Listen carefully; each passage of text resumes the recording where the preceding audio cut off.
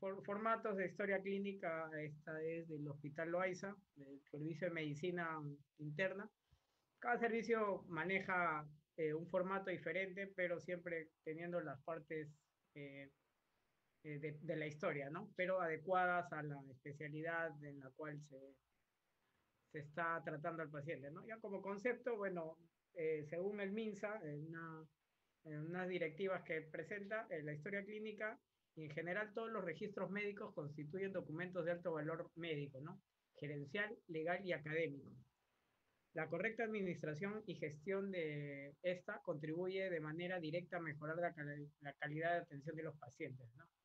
Así como optimizar la gestión de los establecimientos de salud, proteger los intereses legales del paciente, del personal de salud y del establecimiento, porque todo debemos colocar en la historia, tanto porque es un documento médico legal, en algún momento puede el paciente, por algún problema legal, pedir la historia y debería estar escrito, o como nosotros también, ¿no? El paciente acepta tal tratamiento, no desea tal examen, tal tratamiento, entonces todo eso, porque en algún momento podría ser contraproducente o en cualquiera de los dos lados, ¿no? Entonces no hay que dejar nunca de escribir lo que hagamos, lo que sugerimos, lo que recetamos, todo eso, ¿no?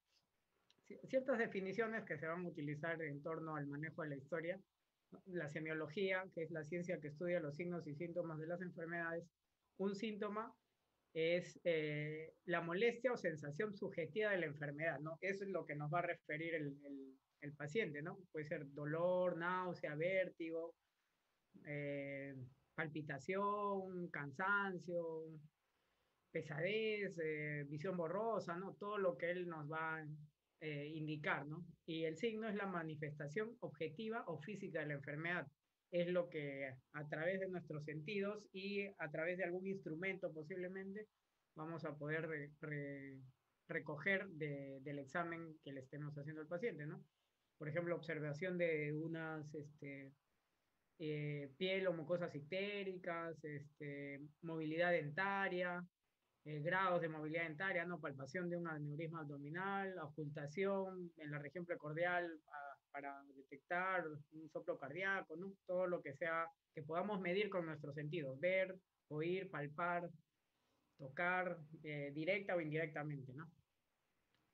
Síndrome también es la agrupación de signos y síntomas que pueden tener diferentes causas que caracterizan a una enfermedad, pero que todavía no se sabe cuál es digamos, el agente etiológico, ¿no? Como ejemplo tenemos síndrome febril, síndrome meningio, síndrome anémico. Todos estos se quedan en síndrome mientras no sepamos qué es lo que sucede, ¿no? Entonces, por ejemplo, un paciente que tiene síndrome febril va a presentar elevación de la temperatura, dolor de cabeza, malestar general. Pero si todavía no sabemos qué está generando ese cuadro, se maneja como síndrome febril. Luego del examen, algún examen laboratorio, vemos posiblemente que es por un tema de alguna infección, entonces ya este síndrome, este cuadro deja de ser síndrome y si ya sabemos cuál es lo que lo está causando, por decir, como les dije, una infección, ya cambia de nombre y ya se pone, no sé, pues meningitis, celulitis facial odontogénica, apendicitis, ¿no? Bueno, muchas de estas eh, ya nombres propios de la enfermedad es cuando conocemos el agente causal, ¿no? La enfermedad es un ente que va a tener características propias y en general tiene una causa específica, ¿ves? ¿Se dan cuenta la diferencia con el síndrome? Los dos parece que tienen lo mismo, ¿no? Van a dar signos y síntomas, pero la enfermedad ya tiene un agente específico, ¿no? Otras ideas en un comienzo es posible que el clínico pueda plantear solo un determinado síndrome sin poder identificar a qué enfermedad está correspondiendo. Posteriormente, a base de los exámenes o la misma evolución propia de la enfermedad, podrá pasar del diagnóstico de un síndrome al diagnóstico ya de una enfermedad como tal. Características de la historia clínica, ¿no? Su práctica es obligatoria, ningún acto médico, hospitalario o de un consultorio, como es la mayoría de nosotros que nos desenvolvemos profesionalmente, académicamente, ¿no? En ambientes de consultorios particulares, clínicas particulares, debe efectuarse sin su correspondiente registro en la historia clínica, ¿no? Es irreemplazable. La escritura de la historia no puede ser reemplazada por la memoria del médico, no puedes, o del odontólogo, médico ya como término general de profesional de la salud que va a atender, diagnosticar y tratar a un paciente. No puedes dejar de escribir algo y, ¿no? Si hay algún problema, no, yo me acuerdo que te receté esto, ¿no? Si no está escrito en la historia, no ha pasado, así sea a favor o en contra tuya, ¿no? O del paciente, todo eso. Es privada y pertenece al paciente, ¿no? Acá sí se integran los conceptos de confidencialidad, secreto profesional y de información, ¿no? Fundamento de la historia es, tiene una base científica y humana, claridad y legibilidad, ¿no? Todo esto, bueno, ya se los alcanzamos más adelante ya con el PDF, pero para no ahondar más, ¿no? Partes de la historia clínica, un formato, el anamnesis que va a tener filiación, enfermedad actual, antecedentes, revisión anamnésica de aparatos y sistemas, y luego el examen físico que va a tener funciones vitales, examen físico general, examen físico regional, ¿no? La anamnesis, como lo dije, es el recabado de los síntomas que nos va a referir el paciente y el examen físico va a ser contrastar estos síntomas con los signos que vamos a encontrar, ¿no? Acá en las partes y he puesto como si fuese un ejemplo de una historia clínica, nombre, las siglas del paciente, edad 64 años, sexo masculino, estado civil, lugar de nacimiento, también puede ir lugar de procedencia, religión, grado de instrucción, ocupación, fecha de historia clínica, número de teléfono del paciente, número de teléfono de la persona responsable, todo esto, ¿no? Mientras más datos tengamos es mucho mejor. Cada uno tiene su importancia, ¿no? El nombre es para identificar al paciente, la edad para saber por qué hay determinadas enfermedades o síndromes que pueden caracterizar etariamente a un grupo de pacientes o al paciente en específico. El sexo igual, porque hay enfermedades que son propias del sexo masculino, femenino. El estado civil ya por términos legales muchas veces, a veces los consentimientos o si el paciente no puede decidir por algún tratamiento, examen, si está casado, la persona responsable es el cónyuge. Lugar de nacimiento, lugar de procedencia, porque hay enfermedades que son propias endémicas de algunas zonas, zoonóticas, micóticas, o fisiológicas también, que el paciente puede trasladarse y donde se traslada puede tener consulta y no necesariamente uno va a tener en la orbe esa enfermedad, pero cuando ya pregunta de dónde viene, de acuerdo a la sintomatología y a los signos que encuentra, si en base a su bagaje de conocimientos previos puede relacionar todo esto con una enfermedad endémica de determinada zona. La religión, bueno, por temas también de algún procedimiento médico, se sabe que hay religiones que no aceptan transfusiones sanguíneas u otros tratamientos. Grado de instrucción, bueno, para ver también la forma en que le podamos explicar ciertas cosas al paciente. La ocupación, porque también determinadas enfermedades pueden tener un nicho laboral, no todo esto, ¿no? Acá, en la enfermedad actual, el motivo de consulta, que son los signos y síntomas por el cual el paciente acude. Por ejemplo, acá, ¿no? Puede ser en nuestra área, tengo un hueco detrás de los dientes, me duele la encía, no puedo morder, no puedo abrir bien la boca, tengo un bulto, no, cantidad de cosas que el paciente. Y por lo general debemos colocar, entre comillas, tal cual nos lo dice el paciente, ¿no? Hay otra manera de hacer lo que es interpretar lo que él lo dice. Son dos maneras válidas de hacerlo. Una es con las palabras textuales que dice el paciente, por eso siempre va entre comillas, y la otra es lo que él dice, nosotros darle una interpretación, ¿no? Arreglarlo, por decir de alguna manera, para que suene médicamente mejor, por así decirlo, ¿no?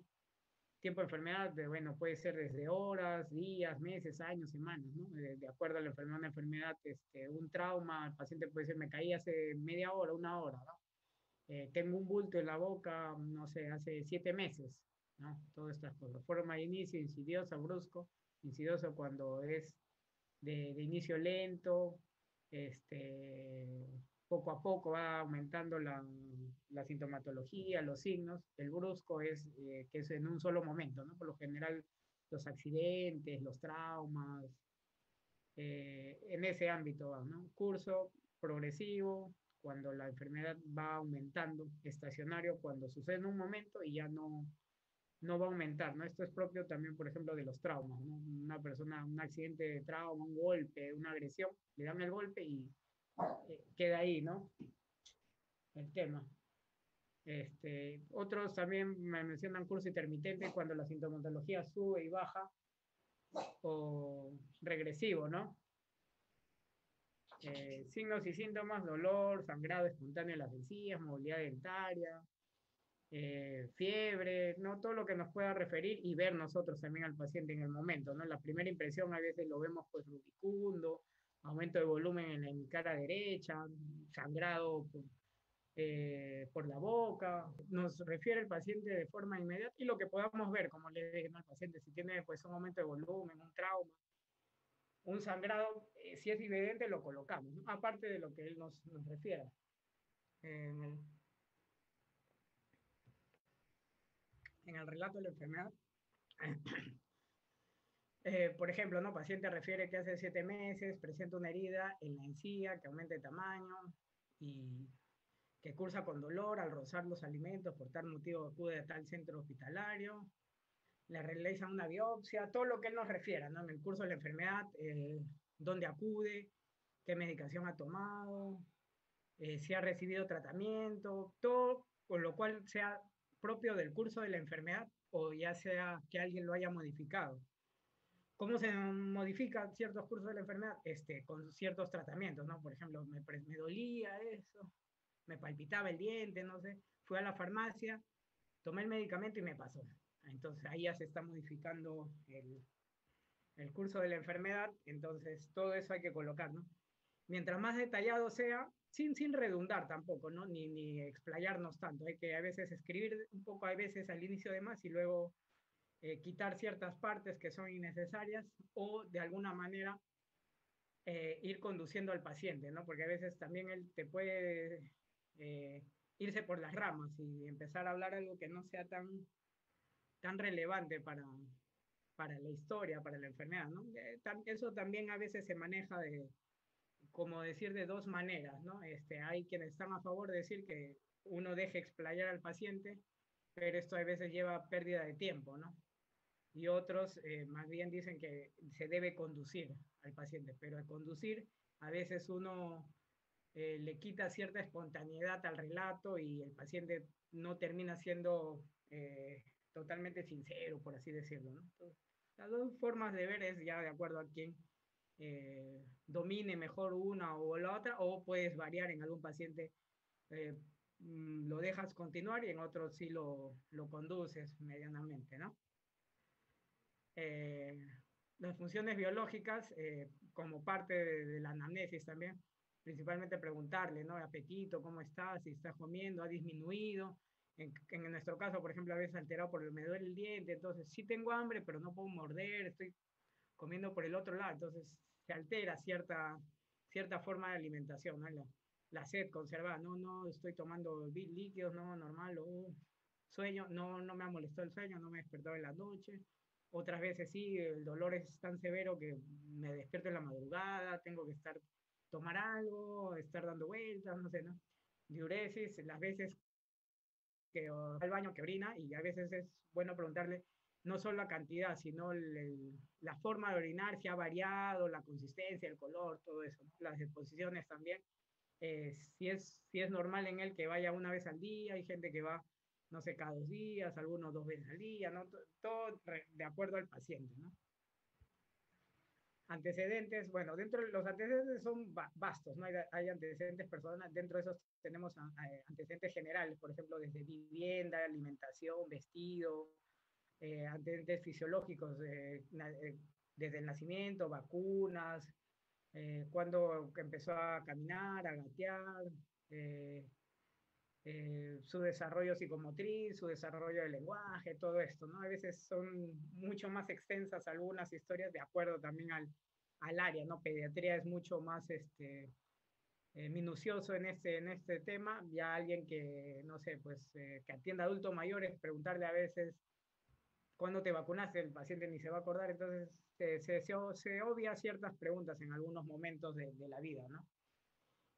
También qué enfermedades ha tenido antes y si, si son enfermedades de la infancia, de la juventud, no todo esto. Pero se puede resumir pues en preguntar de las principales enfermedades que puedan alterar o digamos modificar de alguna manera nuestro tratamiento, ¿no? Un paciente hipertenso, a veces hay que ver si está medicado, controlarle bien la presión arterial, darle una cita en determinado momento del día, paciente diabético, también, ¿no? Si hay que, si está controlado, no está controlado, si hay que mandarlo al endocrino, si de acuerdo al tratamiento evaluamos si es necesario hacer una profilaxis antibiótica, gastritis, por qué medicamento le vamos a dar, si es un analgésico que puede ser no ser selectivo, entonces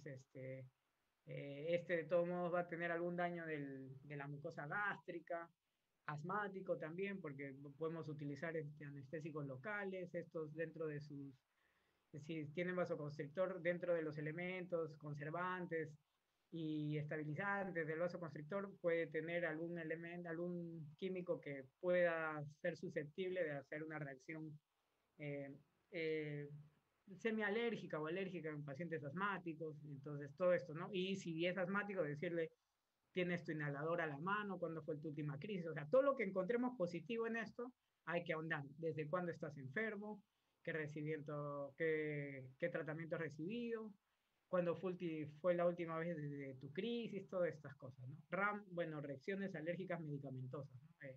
Que es importante porque nosotros constantemente vamos a poder darle algún antibiótico, analgésico, el mismo anestésico local, quizás, ¿no? Alergias ya en general, ¿no? También se refiere a alergias a los alimentos, no sé, a la ropa, a veces al ambiente, hábitos, ¿no? Consumo de café, tabaco, bueno, acá se pasó un desfase acá.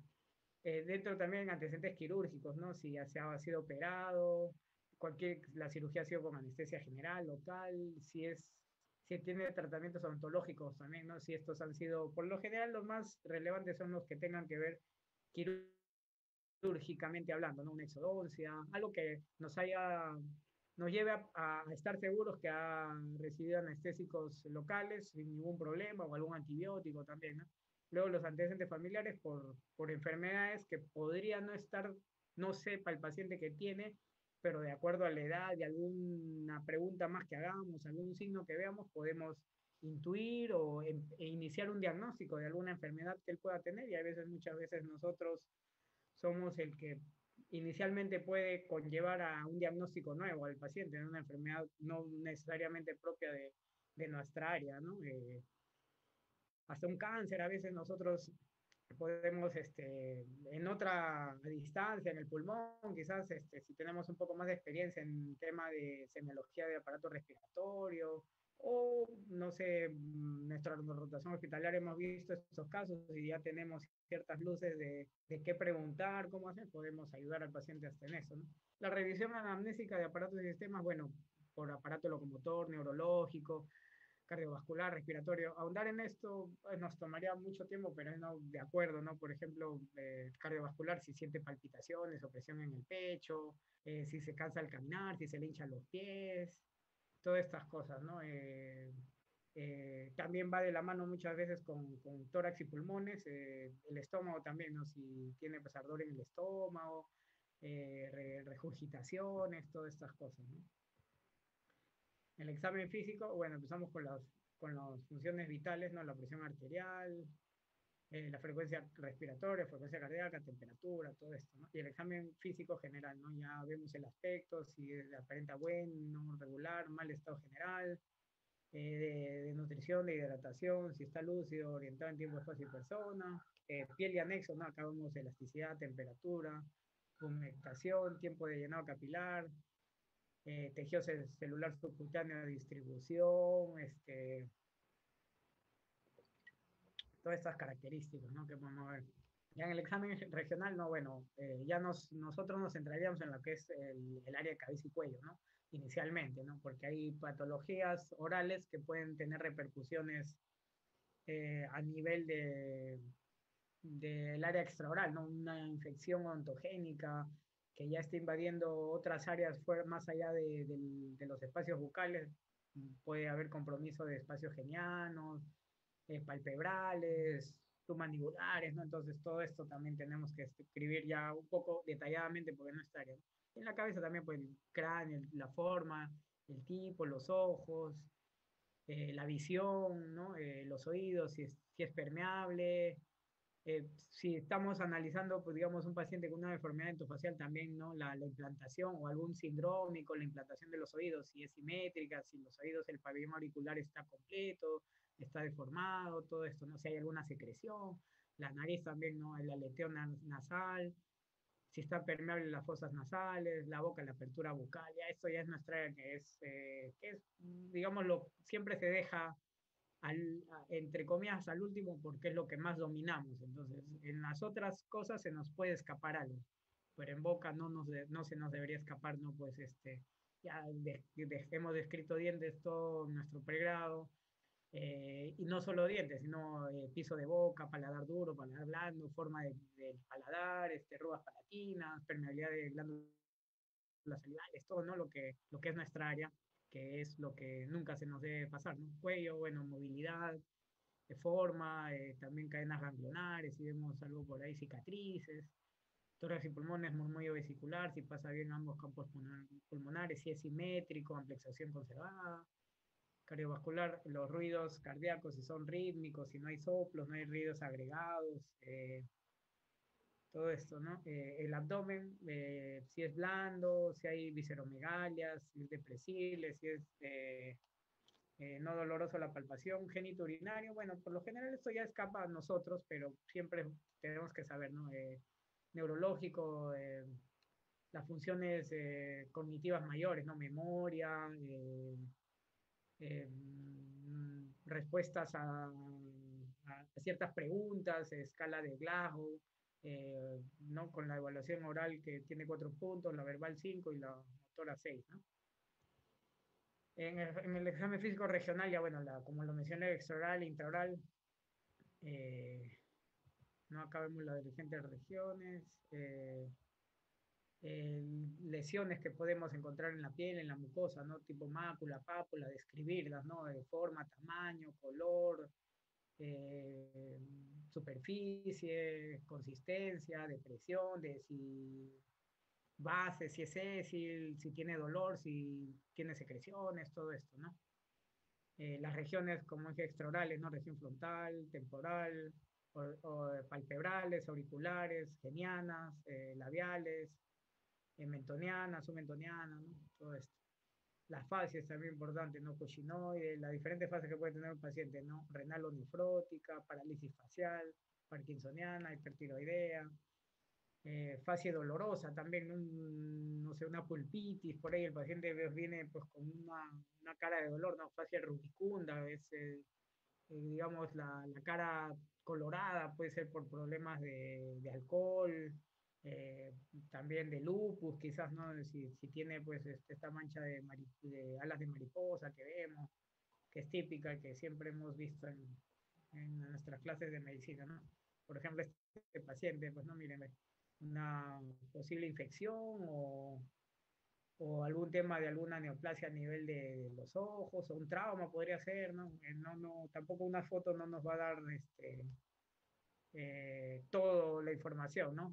Por ejemplo, una lesión, como vemos, el paciente parece hasta decaído, miren el tamaño de la lesión en el labio, posiblemente dificultad la masticación tiene, le molesta, se infecta continuamente esta tumoración, ¿no? Todo esto. Y intraoralmente también puedes describir en orden, ¿no? Porque tiene un orden, labios, mucosa labial, yugal, paladar duro, paladar blando, orofaringe, piso de boca, lengua,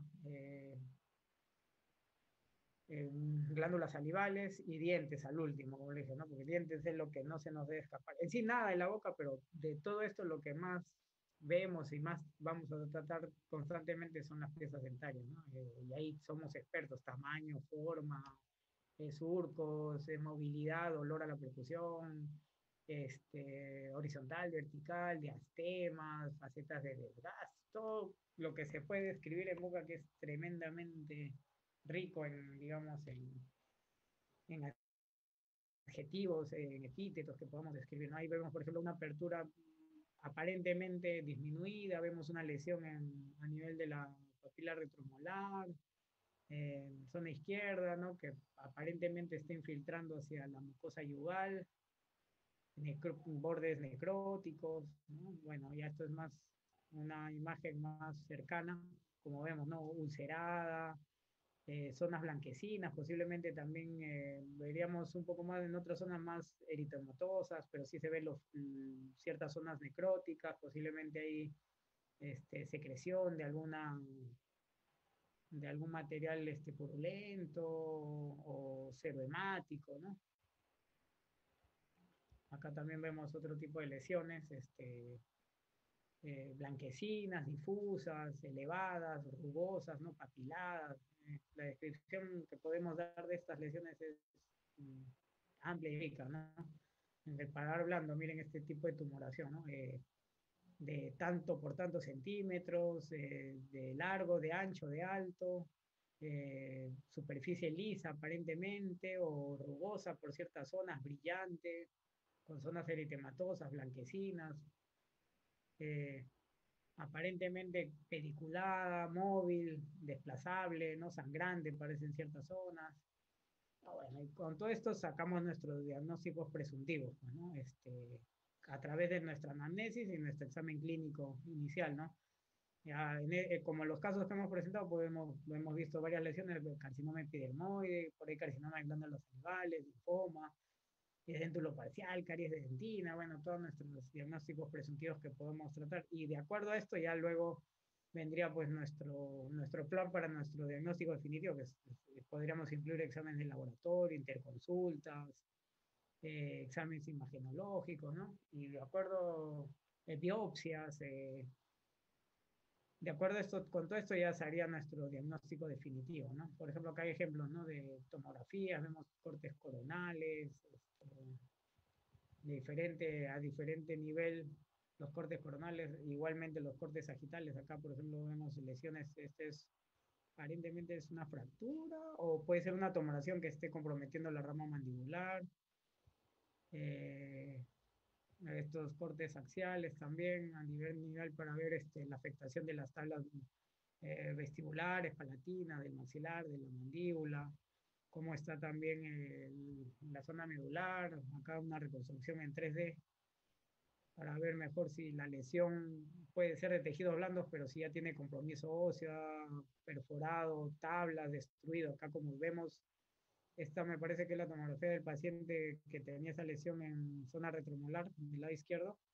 Como ve, se está comiendo la rama, el borde anterior de la rama mandibular, ¿no? Si comparamos las dos ramas, la derecha y la izquierda, vemos que la izquierda está pues carcomida, ha perdido sustancia, borde, continuidad, ¿no? Entonces, nos puede, de acuerdo a lo que hemos evaluado clínicamente, ya tenemos una idea más cercana, ¿no? En la anamnesis, ¿no? Si es directa, indirecta, mixta, si es indirecta, indicar el informante, la relación con el paciente, no es lo mismo que te informen, pues, el papá del hijo del paciente o que te informe el vecino, que no necesariamente sabe, vive con él o todo esto, ¿no? Hay que poner la confiabilidad del informante y la razón, ¿no? Dato de filiación, como lo mencioné, ¿no? Conocer al paciente, información cerca de su vida, de su entorno, signos y síntomas, solo mención muy corta, el motivo de la consulta, fiebre, ictericia, dolor, lo mínimo posible, pero lo más representativo, ¿no? Relato cronológico, bueno, esto ya lo hablamos, y que ir preguntando qué es lo que siente, en qué parte del cuerpo, cuándo comenzó el síntoma, cómo ha ido evolucionando, cómo se ha ido modificando, qué otros síntomas o manifestaciones se asocian. Cuando se trata del dolor, precisar, ¿no? Dónde, característica del dolor, cómo duele, intensidad, hacia dónde se irradia, con qué aumenta, ¿no? Me echo al comer, al frío, cuando como algo dulce, caliente, cómo evoluciona en el tiempo, ¿no? El dolor es permanente, no va disminuyendo o es intermitente, molesta, palpita, todo esto, ¿no? ¿Con qué otras manifestaciones se asocia, no? Me duele, pero también se me adormece, ¿no? Todas estas cosas hay que... Y acá ejemplos de tipo de dolor, ¿no? Cólico, urente, de carácter sordo, constrictivo, ¿no? Aumenta la intensidad, el urente como una quemadura, de carácter sordo mantenido, de intensidad leve a mediana, pero no llega a ser bastante incómodo. Hay veces no se sabe exactamente de dónde es, ¿no? Está por ahí y tú lo sientes, pero no lo puedes determinar porque no es, es medio difuso, ¿no? Constrictivo, opresivo, ¿no? Por ejemplo, los dolores de angina, de pecho, los precardíacos, todo esto, ¿no? Pulsátil, asociado al pulso arterial, migraña, ¿no? Me late, me pulsa, neuralgia, ¿no? El recorrido del nervio, ¿no? Con un latigazo, como una corriente eléctrica y te dicen por toda la zona, te la señalan, entonces tú más o menos dices anatómicamente por ahí qué rama de qué nervio va, tipo punzante, dolor pleural o también el de la pulpitis, ¿no? Fulgurante como un rayo de descarga eléctrica, ¿no? Terebrante también mencionan algunos, intenso, como si fuera producido, por ejemplo, por un taladro, ¿no? Odontalgia, ¿no? Algunos médicos antiguamente lo conocían como terebrante, ¿no? Nosotros ya no manejamos, bueno, por la evolución ya se describe mejor o lo, se investigó mejor, entonces al encontrarle también digamos, la razón o la fisiopatología celular, las implicancias de las proteínas, de, los, de las sustancias de la inflamación, se va explicando esto y van modificándose ciertos nombres que antes se usaban, ¿no? Acá el dolor, bueno, se tapa la imagen. De una misma data, desata, afligido a veces. Bueno, esta es una frase, ¿no? No es tan importante, ¿no? Bueno, varias frases que... Ya, presentación, bueno, lo brusco, gradual, la evolución corta, larga, el ritmo, el dolor, periodo del dolor, factores precipitantes, ¿no? ¿Qué puede aumentar el dolor? Movimiento, me echó para un costado, me duermo, en las noches me aumenta. Eh, ¿Qué puede calmar o disminuir el dolor, ¿no? Con analgésico, con morfina, me pongo algo caliente, me aplico hielo, me tengo que sentar o echar de costado, masajes, todo esto, ¿no? Y acá hay ciertos ejemplos de relatos de dolor y que puede, más que todo, dado al área más, cardíacas, abdominales, ¿no? Bueno, ya. A ver, ahora para ir avanzando, vamos a hablar un poco del dolor orofacial. A ver, acá. ¿Qué es el dolor? ¿No? El dolor, como muchas veces lo han descrito varias escuelas, instituciones, ¿no? Es una experiencia sensorial y emocional desagradable, ¿no? Asociada con situaciones reales o potenciales, ¿no? Y que pueden estar inmiscuidas en un daño tisular potencial, ¿no? Como dicen, ¿no? Real o potencial, ¿no? Hay veces el paciente no le pasa nada, pero ya tiene la sensación anterior, igualito, este recuerdo, esta cercanía, la misma experiencia le puede desatar el dolor, sin que tenga, digamos, el mismo golpe, pero ya sabe, a uno ya sabemos cuánto duele, no sé, pues que hay dolores que a todos nos hemos caído, nos hemos golpeado, no sé, el dedo meñique del pie, que uno ya toca nomás y ya te está sintiendo todo el dolor, pues, ¿no? Terrible todas estas cosas, muchas veces, ¿no? Y el paciente, hay pacientes que lo interpretan emocionalmente, digamos, de forma más devastadora, por así decirlo, ¿no? Lo sufren más, ¿no? Entonces, por eso que el dolor es también una experiencia emocional, ¿no? Ya en cuanto al dolor nociceptivo, que ya es el que va a captar ya las fibras nerviosas, bueno, está asociado con la presencia de receptores de dolor superficial, profundo y lento. Los superficiales son profundos y los lentos, o profundo, lento, rápido, ¿no? Las fibras nerviosas que están inmiscuidas en las fibras A, delta, C, todas estas fibras aumentan el tamaño, y también tienen que ver con la velocidad de la respuesta dolorosa, ¿no? Tenemos el dolor somático, que hay una excitación, sensibilización de la piel, hueso, articulaciones, músculos, ¿no? Características de todo este dolor, ¿no? Está bien ubicado, puede ser intermitente, constante, punzante, pulsátil, no cede con el sueño. Los pasos que va a haber, ¿no? Transducción, conducción de la primera neurona, transmisión hasta el asta dorsal de la segunda neurona, luego va a percibir y se va a modular, ¿no? Ya en todo este recorrido que va a tener. Nociceptivo tenemos el dolor somático, superficial, profundo y el dolor visceral, ¿no? Dolores nociceptivos son producidos por lesión directa o un proceso de inflamación, ¿no? Hiperalgesia, alodinia. Tenemos dolor visceral.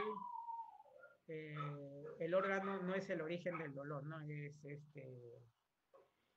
Es mal localizado, es difuso, es irradiado, los reflejos motores autónomos están, tanto los simpáticos como los parasimpáticos están, me disculpa, voy a cerrar un ratito la ventana, los perros del vecino también.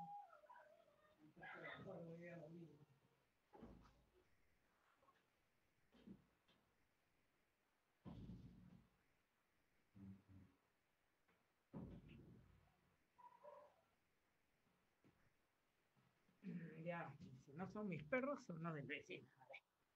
Están, ya, dolor neuropático, bueno, causado por lesión de la fibra nerviosa a nivel central o periférico, ¿no? Puede ser primaria o secundaria, pues, alguna otra enfermedad, algún trauma, ¿no? Producida por trauma local o enfermedades sistémicas, ¿no? Es corto, de sensación eléctrica, ¿no? Continuo y de sensación quemante. La respuesta aferente, aberrante, somatosensorial, ¿no? Los dolores y las respuestas a estímulos típicos también, ¿no? Acá vemos ciertas publicaciones y esta nos va a indicar que es una lesión nerviosa de cualquier tipo, sería pronóstico y reservado para cada paciente, ¿no? Hay lesiones que se producen desde el simple contacto hasta la sección o amputación del nervio, ¿no? Mencionamos las tres lesiones más comunes, ¿no? Que puede haber una sección, estiramiento y compresión de los nervios, ¿no? Sección es un corte total, el estiramiento es una elongación y por compresión, ¿no? Que te caiga algo, un golpe, que apriete la mano, no sé, el brazo y comprima los nervios, ¿no? Estos van a desarrollar o van a responder de manera similar en algunos casos y en otras diferentes, ¿no? Las clasificaciones de este tipo de injuria hacia los nervios, las principales son de Seddon y Sunderland. Acá más o menos les dejo unos cuadritos que luego ya si desean los buscan y ahondan más en este tipo de las clasificaciones. Y la clasificación de Sunderland la hace en 6 tipos, ¿no?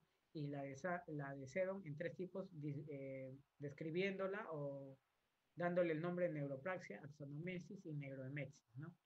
Esto, como leo, luego ven el cuadrito y lo pueden buscar para que se entienda mejor. Es un poco, toma tiempo explicarlo, pero ya les doy el inicio y ustedes, si quieren ahondar mucho más, bienvenido, ¿no?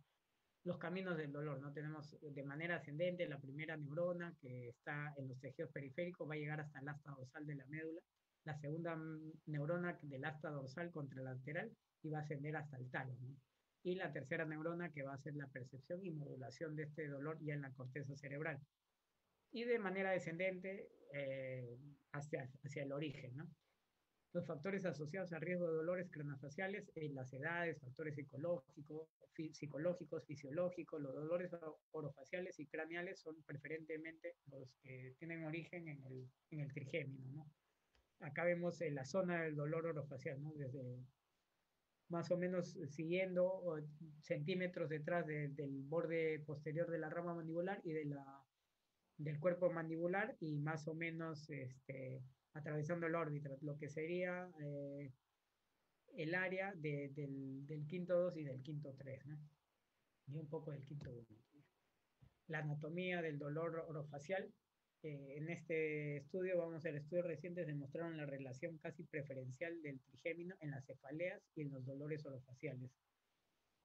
Hay una consideración de la función vasomotora y parasimpática de estos nervios, ¿no? Estos nervios, como saben, muchas veces no solo son, el trigémino no solo es un nervio sensitivo y motor, ¿no? También recibe fibras simpáticas, parasimpáticas que acompañan este nervio y se van a distribuir a diferentes glándulas salivales o eh, otro tipo de tejidos por ahí que necesiten función, ¿no?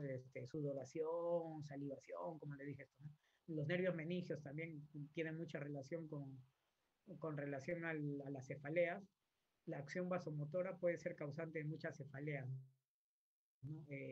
Las arterias meningias ya ingresando, retornando hacia la cavidad craneana y en relación también con los senos cavernosos, ¿no? La división oftálmica es la más importante en las cefaleas, por eso es que el trigémino está muy relacionado a las cefaleas. Tipos de dolor facial. Tenemos el dolor de origen odontogénico, que es el más conocido por todos y es el más común, ¿no? Es la primera causa de dolor facial y son de manifestaciones inflamatorias, ¿no? Porque se produce por odontalgias, por caries, por enfermedad periodontal, ¿no?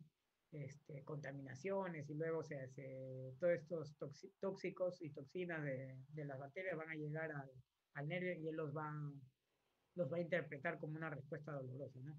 Este dolor ontogénico es por lo general agudo, los cuales pueden tener complicaciones severas, ¿no?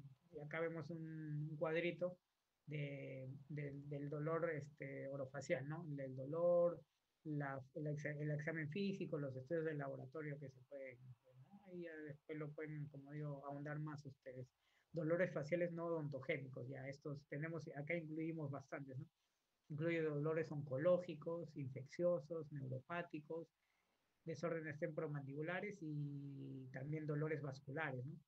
Dentro de los trastornos temporomandibulares tenemos características asociadas a dolor muscular, articular o ambos, trastorno del complejo por los elementos anatómicos relacionados, ¿no? El músculo y las articulaciones, los ligamentos están constantemente, trabajan juntos. Entonces, si uno empieza a doler, por lo general eh, hasta cierto punto hay una tolerancia fisiológica de este músculo, de este tejido, y va a ir avanzando, ¿no? A los demás tejidos que están asociados a la función de este tejido primario afectado, ¿no?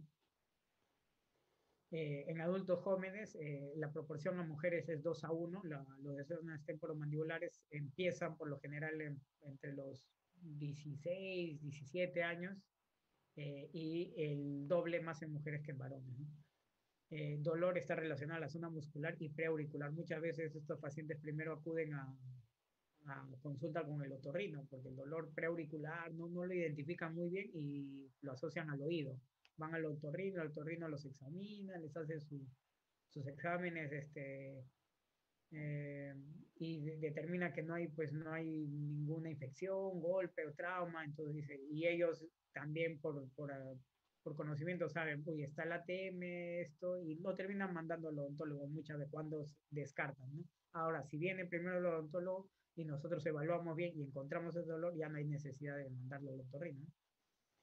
Características del dolor sordo, continuo, episodios agudos desencadenados por alimentos o apertura bucal, ¿no? Bostezos, ¿no? A veces bostezan y tienen una subluxación o inclusive luxaciones, ¿no? O no llega a esto, pero produce un dolor intenso, ¿no? La causa múltiple puede ser traumas, maloclusiones, también puede ser el mismo crecimiento, alguna alteración, malformación. No todos los pacientes refieren esto porque tiene que ver también con la adaptación que puedan tener estos pacientes a estas estructuras alteradas, ¿no? Eh, Estos dolores las causas podemos dividir en articulares y no articulares, ¿no? No articulares asociadas a la parafunción, ¿no? Distensión, espasmo, dolor, ¿no? ¿Qué carácter vamos a ver clínicamente? Desviación de la apertura o cierre al recorrido mandibular, dolor muscular y articular, ruidos, ¿no? Tipo crujido, chasquido, tipo clic, ¿no? Asociado con cefaleas y dolores de cuello, ¿no? Trastornos articulares producidos por el desbalance de citocinas, tenemos estrés oxidativo y lesión celular, ¿no? Entonces, toda esta alteración de la estructura va a producir una inflamación constante. y este va a dar un desbalance de citocinas y por este estrés oxidativo y al ser constante las células van a ir lesionándose a veces irreversiblemente, ¿no? Los trastornos son por una pérdida de relación cóndilo-disco, ¿no? En los movimientos mandibulares, ¿no? A veces hay desplazamientos con o sin reducción. Esto va también en grado a la a la complejidad del dolor y a la graduación de la enfermedad, ¿no? Ella es como un punto más, cuando se reduce y cuando no se reduce quiere decir que ya la enfermedad ha progresado, ¿no? 80% de los pacientes son sintomáticos y 20 asintomáticos, ¿no? Con reducción. Y acá vemos figuras de todo esto, ¿no? Como hay una apertura con reducción y sin reducción del disco, ¿no? Vuelve a su posición y no vuelve al abrir la boca, ¿no? Hacer la máxima apertura vocal. Estos cuadritos que los pueden leer y les van a ahondar mucho más este tipo de información, ¿no? Dolor y disminución de la movilidad mandibular, criterios suficientes para desórdenes temporomandibulares, ¿no? Hay que hacer una evaluación clínica, evaluación de la apertura bucal, limitación, si la limitación de la apertura es de origen muscular o articular, ¿no? Evaluación del dolor muscular con palpación del macetero, del pterygoideo interno, principalmente del temporal también. ¿Cómo se produce el dolor muscular? Uso excesivo e isquemia, ¿no? Está tenso este músculo y al estar tenso no se relaja, entonces va a haber una disminución de la perfusión sanguínea, con lo cual no va a haber un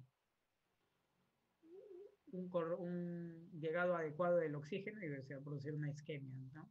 Liberación de mediadores inflamatorios, ¿no? Más la acción de los nervios que van a hacer esta nocicepción.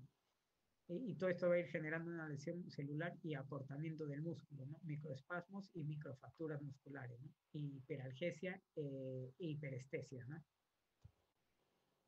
Otro tipo de dolor, neuralgia del trigémino, es una patología neuropática crónica de tipo paroxística, ¿no? Comprometiendo una o más ramas del quinto. Por lo general, en más del 95% de los casos, unilateral, ¿no? Solo está uno de los dos lados comprometido, ¿no? Hay una desmielinización del tronco nervioso sensorial aferente, ¿no? El que lleva el dolor. La neuralgia puede ser primaria o secundaria. Primaria si no hay otra causa similar o no hay un antecedente y parece que se ha generado en el mismo nervio. Y secundaria es porque ha habido alguna enfermedad previa, ¿no?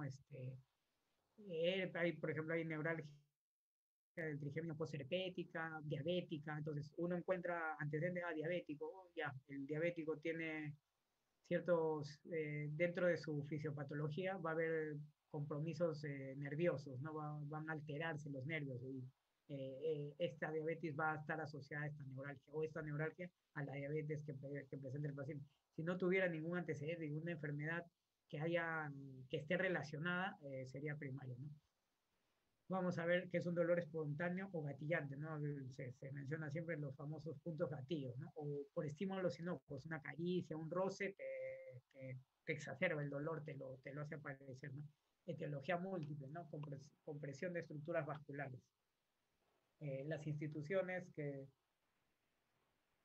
la estudian lo van a describir como dolor breve. La IS te describe como dolor breve de tipo de descarga eléctrica unilateral en la mayoría de las situaciones de inicio y finalización abrupta, de duración corta de unos pocos segundos o máximo de 2 minutos, ¿no? Limitada a una o más ramas del trigémino, que puede ser espontánea o producida por estímulos inocuos. La AIED lo va a describir como un dolor orofacial restricto a una o más divisiones del trigémino, afectando a un solo lado de la cara. El dolor es abrupto y no dura más de 2 minutos, siendo espontáneo o provocado. Básicamente es lo mismo, pero con diferente sazón, ¿no? Acá vemos unos cuadritos que van a estas instituciones, cómo lo definen, qué criterios y cómo las subclasifican, ¿no? La compresión vascular representa el 90%, ¿no? 86% de arterias cerebelosas, 4% de vénulas, quiere decir que estas venas a veces están muy cercanas al nervio y hay veces estos latidos hace que haya esta compresión del nervio y dispare el dolor, ¿no? Acá vemos la distribución, el que más se describe que está más comprometido es el quinto 2, seguido del quinto 3 y último el quinto uno. Pero también hay pacientes que refieren que el quinto uno y quinto 2 a la vez, ¿no? 10%, y el quinto 2 y el quinto 3 como, con un porcentaje de 20, ¿no? Eh, Acá vemos la distribución del oftálmico, del maxilar y del mandibular, ¿no? Y esos puntitos de ahí son los puntos gatillos, ¿no? Por lo general salida de nervios también, ¿no? La zona del agujero mentoniano, las terminaciones, los labios, el agujero infraorbitario, el ala nasal, todo esto, ¿no? Odontalgia típica y dolor por denervación. Este ya es otro tipo de dolor orofacial más difícil de encontrar, ¿no? Un poco descrito muchas veces. Patología infradiagnosticada, o sea, porque muchas veces no se conocía hasta que alguien hizo un asunto y empezó a tratar de agrupar todos estos síntomas y a describir que esta odontalgia típica es una entidad independiente, ¿no? No asociada a neuralgias, ausencia de signos de lesión dental y periodontal. O sea, tú dices, el diente está bien, entonces no es típico, no hay algo que deba causar que el diente o la zona circundante, el periodonto, esté generando algo que deba doler, pero el diente duele, ¿no? Por eso es una odontalgia típica, ¿no?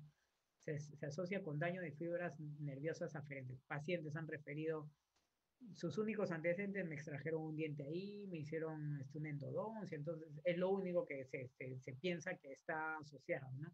Ha habido alguna injuria en algún momento y este nervio no se ha podido recuperar bien y ha terminado lesionándose o inflamándose y esta inflamación ha sido permanente y en algún momento empieza otra vez a liberarse, a levantarse estos dolores, ¿no? Es un dolor que le llaman fantasma, porque no se sabe de dónde ocurre, ¿no? Y acá tenemos un cuadro que da las características de esta odontología por denervación, ¿no? Síndrome de boca urente también, que es muy difícil de diagnosticar y de tratar, ¿no? Sensación de dolor urente bilateral en diferentes zonas de la boca, asociado a serostomía e hiposalivación, ¿no? De pobre conocimiento no es fácilmente diagnosticable porque pocos odontólogos tienen experiencia o han, digamos, ahondado en este tipo de clínica como para poder diagnosticarlo, ¿no? Y mencionan que puede ser de origen neuropático, ¿no? Primario o idiopático, si es de un origen nervioso, y secundario cuando está asociado a alguna enfermedad sistémica, ¿no? Ya la mencioné, herpes, recidivante, diabetes, y otras enfermedades que tengan compromiso o que en algún momento van a tener secuelas o de parte de su evolución fisiopatológica, compromisos nerviosos, ¿no? Estos dolores de inicio espontáneo y de remisión progresiva a los 5 años, ¿no? Casi en el 75% de los casos. O sea, terminan desapareciendo en la gran mayoría. No se explica muy bien cómo aparecen, pero terminan teniendo un tiempo de vida estos dolores, por así decirlo. De mayor intensidad durante la noche y estimulado por cantidad de factores diversos. No es como los otros que te dicen, no sé, la neuralgia, ¿no?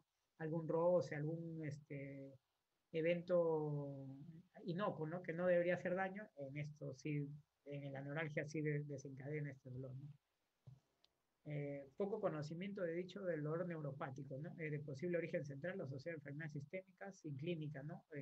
Serostomía e hiposalivación. El dolor en la mucosa oral, disestesia de carácter urente de 3 meses de duración, sin obvias causas clínicas o imagenológicas. No se ve qué puede ocasionar este dolor, ¿no? Inicialmente, por eso el que lo debe diagnosticar y tratar normalmente ha tenido experiencia o ha ahondado en este tema para conocerlo bien, ¿no?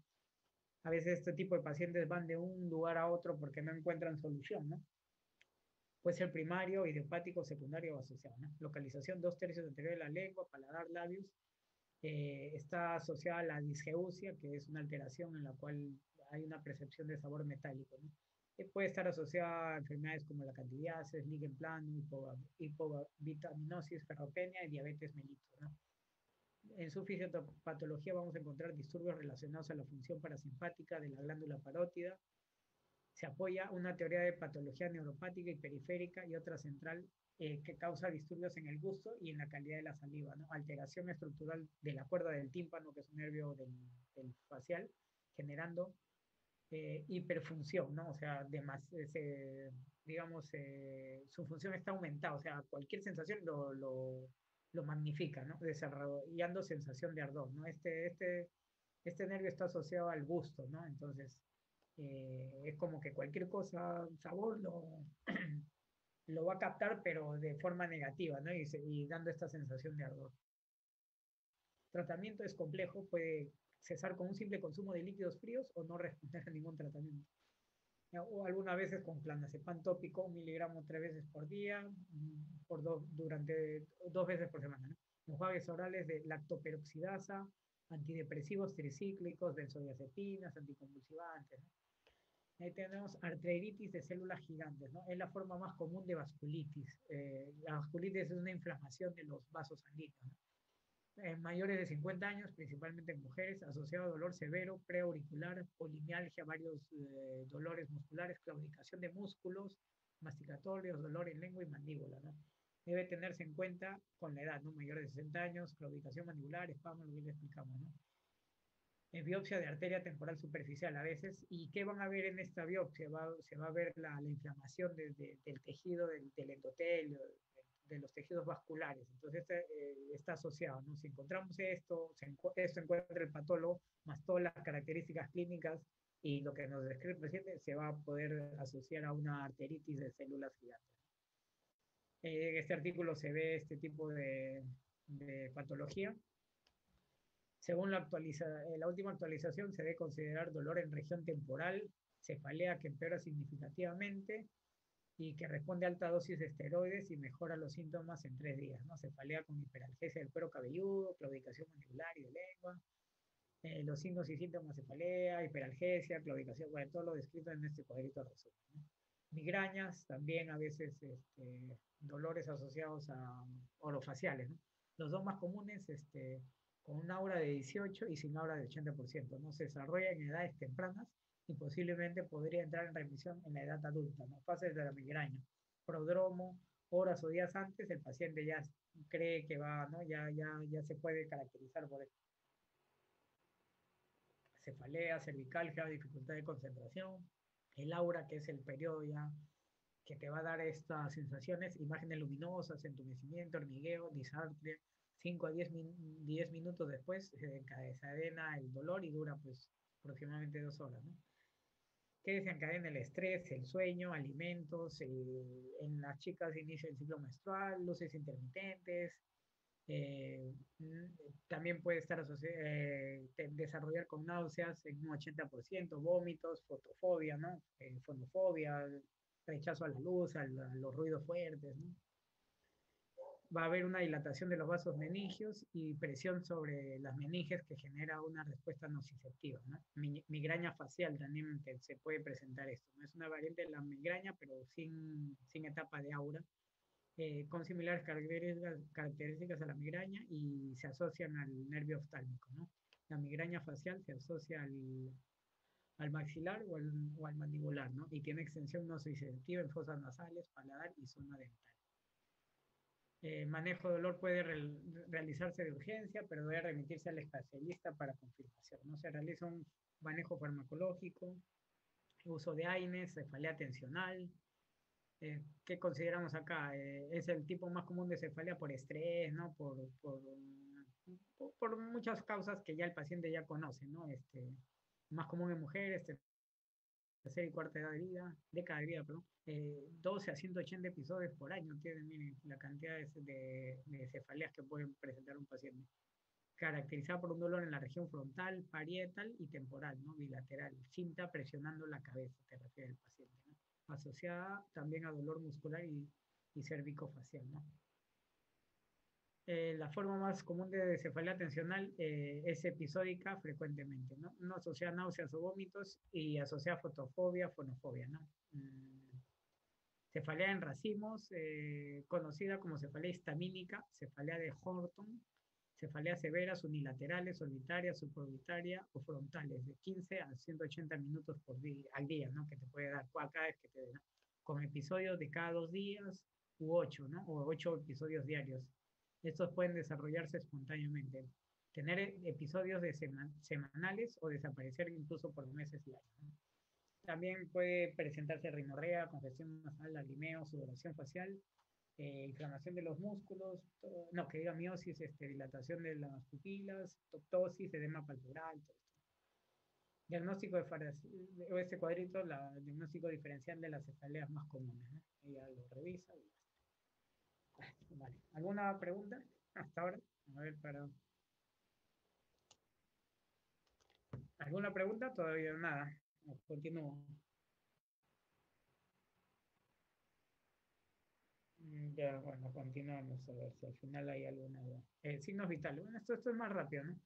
Los signos vitales reflejan funciones esenciales del cuerpo y sus órganos, fundamentalmente el corazón, el cerebro y los pulmones. Estos signos pueden variar con la edad, el sexo, el peso, la actividad física y la salud en general, ¿no? Y van a expresar cambios fisiológicos inmediatos, ¿no? Que acontecen en el organismo. Por ejemplo, te está faltando el aire, la frecuencia respiratoria aumenta, es inmediato. ¿Y qué quiere decir? Que ahí estás desaturando, no estás ventilando bien y eso te puede llevar hasta un paro respiratorio. O sea, por eso que los signos vitales son hay que tener, siempre que están alterados, es una condición de que el paciente sea conducido a una emergencia. O sea, puede estar en riesgo la vida cuando se alteran los signos vitales, ¿no? En determinado rango también, ¿no? Los signos vitales son valores que permiten estimar la efectividad de la circulación, de la respiración y de las funciones neurológicas basales, ¿no? Y su réplica en diferentes estímulos fisiológicos y patológicos. Son la cuantificación de acciones fisiológicas, ¿no? Como la frecuencia cardíaca, la respiratoria, la temperatura corporal, la presión arterial. Otros también mencionan que es la saturación de oxígeno, ¿no? También cuando ahora que está tan en boga por tema del COVID, ya la gente le está tomando más se está interesando más lo que es la saturación, están comprando pulsoxímetros, saturómetros, todos estos aparatitos, ¿no? Que nos van a dar el rango de cómo está saturando el oxígeno la circulación, ¿no? Los rangos normales, bueno, presión arterial de 90 a 80 milímetros de mercurio, esto lo vamos a ir desarrollando acá, ¿no? La presión arterial, bueno, la fuerza ejercida por la sangre al pasar por las paredes de los vasos sanguíneos, ¿no? Esta presión va a disminuir a medida que la sangre se mueve a través de los vasos, arterias, arteriolas, capilares y vénulas, ¿no? Vénulas y venas, ¿no? Usualmente es medida por un efigmo nanómetro, ¿no? La fuerza de la sangre es la fuerza contra la pared arterial, es la presión sanguínea, y la resistencia opuesta de las paredes a esta presión sanguínea es la tensión arterial, que en términos de números es lo mismo, ¿no? O sea, la fuerza con que la presión arterial empuja las paredes de los vasos debe ser la misma fuerza que los vasos hagan esta resistencia, ¿no? La presión sistólica es la presión de la sangre debido a la contracción de los ventrículos, y la presión diastólica es la presión que queda cuando los ventrículos se relajan. Por eso es que hay la alta y la baja, le llaman, ¿no? La sistólica y la diastólica. Esta se explica en esto, ¿no? La presión arterial está determinada por el gasto cardíaco, es decir, la cantidad de sangre, y la resistencia vascular periférica de los vasos, ¿no? Esto, ¿no? Acá vemos diferentes formas de con qué aparato se toma la presión, ¿no? Un amómetro de mercurio, que es el conocido, aneroide, y ahora los digitales, que son mucho más sencillos, ¿no? de tomar.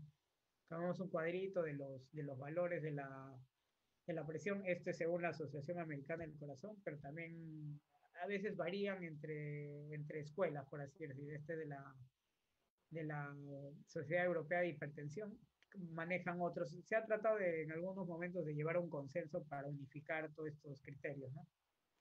La tabla de tensión arterial por edades, normalmente los niños aumenta, luego va disminuyendo, vuelve a aumentar y luego ya tiende digamos, a estandarizarse y hasta la adultez, y luego otra vez vuelve a querer a subir, ¿no? La frecuencia cardíaca es el número de pulsaciones o contracciones del corazón por una unidad de tiempo, ¿no? Se mide en condiciones bien determinadas. Puede ser en reposo o con actividad física, de acuerdo a lo que tú quieras encontrar, ¿no? Normalmente es en reposo porque el paciente viene, pero a veces tenemos que hacerle una exigencia. Esto ya, bueno, lo realiza el cardiólogo, que le hace, ¿no? Esfuerzo físico, lo hace correr, y en esta actividad le vuelve a tomar la presión. Se expresa en pulsaciones por minuto a nivel de las arterias periféricas y en latidos por minuto a nivel del corazón. Acá vemos los valores de edad. En los niños por lo general es más de 100, 120 y luego se empieza a disminuir, ¿no? Y se menciona que el rango es de 60 a 80. De 60 a 100 puede ser, ¿no? Hasta 100 lo puedes considerar que está con una frecuencia cardíaca normal, ¿no? Ya después ya está taquicardia o si es menos o esto, una bradicardia, ¿no? La temperatura, la termometría clínica tiene por objeto el estudio de la temperatura del cuerpo, la cual se altera por múltiples procesos patológicos, ¿no? Infecciones, procesos inflamatorios masivos o de gran envergadura, ¿no? La temperatura normal es de 36,8 más menos 4 grados, ¿no? Disminuye en las mañanas y aumenta en las tardes, ¿no? Y depende de la zona del cuerpo, puede variar, pero siempre en este rango, ¿no? La temperatura axilar no suele pasar los 37, la inguinal los 37,2, la bucal los 37,4 y la rectal los 37,8, ¿no? De acuerdo a la zona puede variar, pero siempre en un rango de 36 a 37,2, 3,4, ¿no? Por decirlo, en términos generales, ¿no?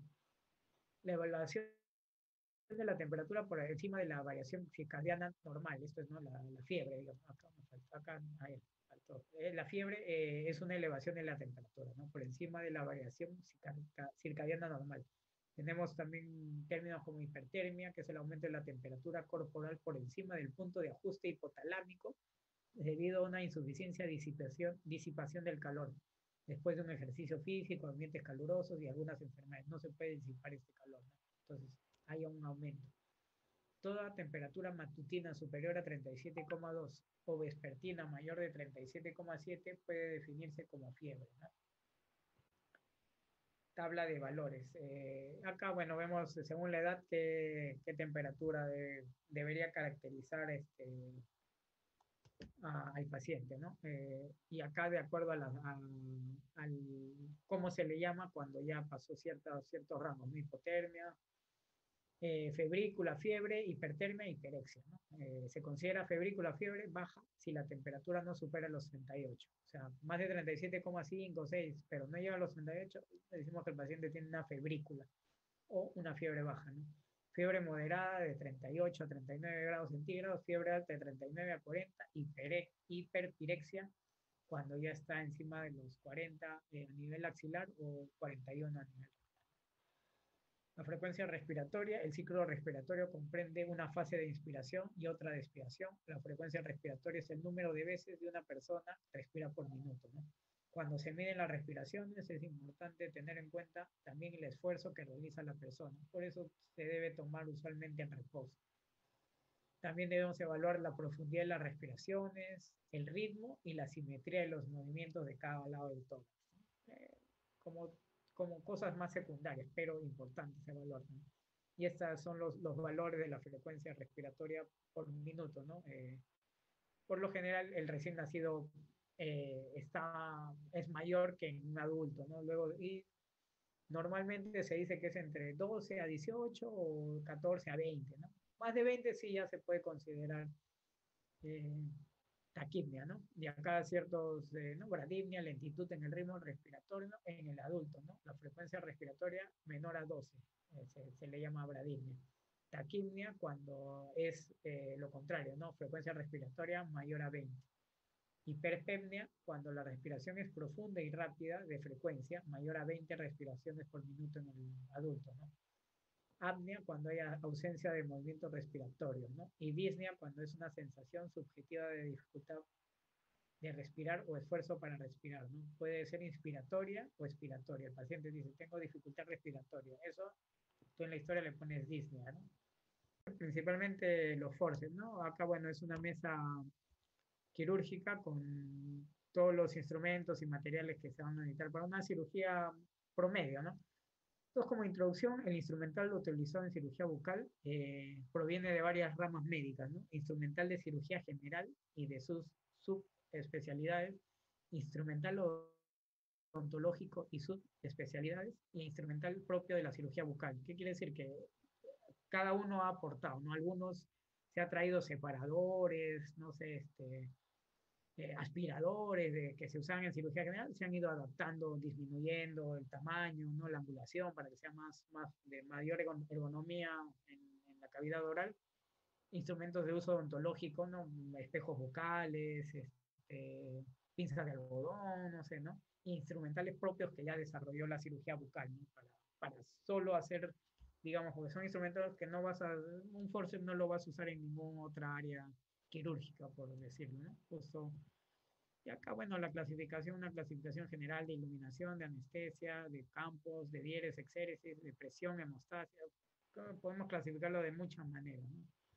Ya abandonándonos al tema que es los forceps, es un instrumento en forma de pinza y actuando como una palanca de segundo grado, coge la pieza dentaria y mediante diferentes movimientos rompen el ligamento alveolo dentario, expulsando la pieza del alveolo, ¿no? Consta de tres partes, mango, cuello y la parte activa, ¿no? Que es lo que va a sostener la pieza dentaria, ¿no? Los forceps es un instrumento en forma de pinza o prensa y van a complementar el acto de la luxación, ¿no? Y ya va a producir la extracción de las piezas dentarias, ¿no? Son sujetadas en toda su superficie de la palma de la mano, ¿no? Para que tenga mayor agarre y mayor dominio, no se te escape, ¿no?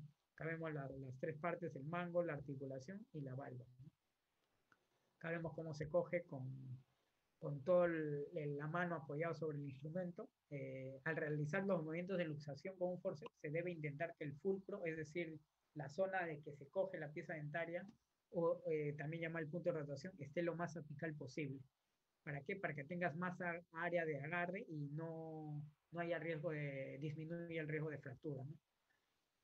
Los forceps los vamos a encontrar en forceps rectos, como es un instrumento que carece de ángulos entre la unión de la parte activa, la bisagra y el mango, ¿no? Y están en el mismo plano, ¿no? Está diseñado para extraer principalmente incisivos y caninos superiores. Los forceps angulados presentan una angulación de 90 en la unión de la parte activa con el mango, lo que va a facilitar su manipulación en el momento de extraer las molares inferiores, ¿no? Y los forceps angulados están diseñados para trabajar en las zonas molares superiores debido a que cuentan con una doble angulación, que lo van a hacer ergonómico, ¿no? Estos ángulos son indispensables porque sin ellos no podríamos llevar hacia atrás el forceps, ¿no? Acá vemos el biangulado, los angulados y los rectos, ¿no? Los tres tipos de forceps que vemos. Y dentro de eso ya se van a dividir, ¿no? Por ejemplo, los más usados en el forceps número 1 se utiliza para extraer órganos dentarios incisivos centrales, laterales y caninos, ¿no? Es el recto anterior que conocimos, ¿no? El forceps del número 150, llamado universal maxilar, útil para la extracción de la mayoría de los órganos dentarios superiores, ¿no? Puede sacar desde incisivos hasta los molares, ¿no? Pero su mejor uso es en la extracción de premolares, ¿no? eh, con integridad coronaria, ¿no? El forceps número 53 existe derecho e izquierdo, bueno, esto se debe a la anatomía de las raíces, y el lado está determinado dependiendo de dónde se encuentre la muesca, ¿no? Está diseñado para molares superiores con integridad coronaria, ¿no? Realizando movimientos vestíbulo-palatinos. No están indicados por la rotación debido al riesgo de fractura radícula, ¿no? Si rotamos esta raíz no va a aguantar esta fuerza de rotación y se va a fracturar la raíz y vamos a extraer solo la corona, con lo cual se va a complicar, ¿no? Vemos la parte activa acá del lado izquierdo y del lado derecho, ¿no? La muesca nos indica que esta muesca va a entrar entre las raíces vestibulares, ¿no? Acá vemos también otras imágenes más definidas, ¿no? Vista superior del forceps número 53 izquierdo, vista oblicua del mismo, y en la fotografía derecha, este forceps 56 es la izquierda, ¿no? Y 56. Vemos la comparación de los dos lados de la muesca, ¿no? Forceps para maxilar superior y forceps para mandíbula, ¿no? El maxilar inferior, la parte activa y el mango forman un ángulo de 90 grados, ¿no? Forceps para maxilar superior, los forceps molares, derecho e izquierdo, para terceras molares, forceps rectos, y para maxilar inferior el pico de Milano y el pico del oro, ¿no? Pico de Milano para incisivos, y premolares y pico del oro para los molares, ¿no? Forceps para mandíbula, la diferencia entre forceps pediátricos, ¿no? Es el tamaño nomás. Al final la forma, las angulaciones son similares. Y los forceps de bayoneta que son para las raíces, ¿no? Superiores principalmente. Tiempos operatorios que utilizan los forces, presión, luxación y la exodoncia, ¿no?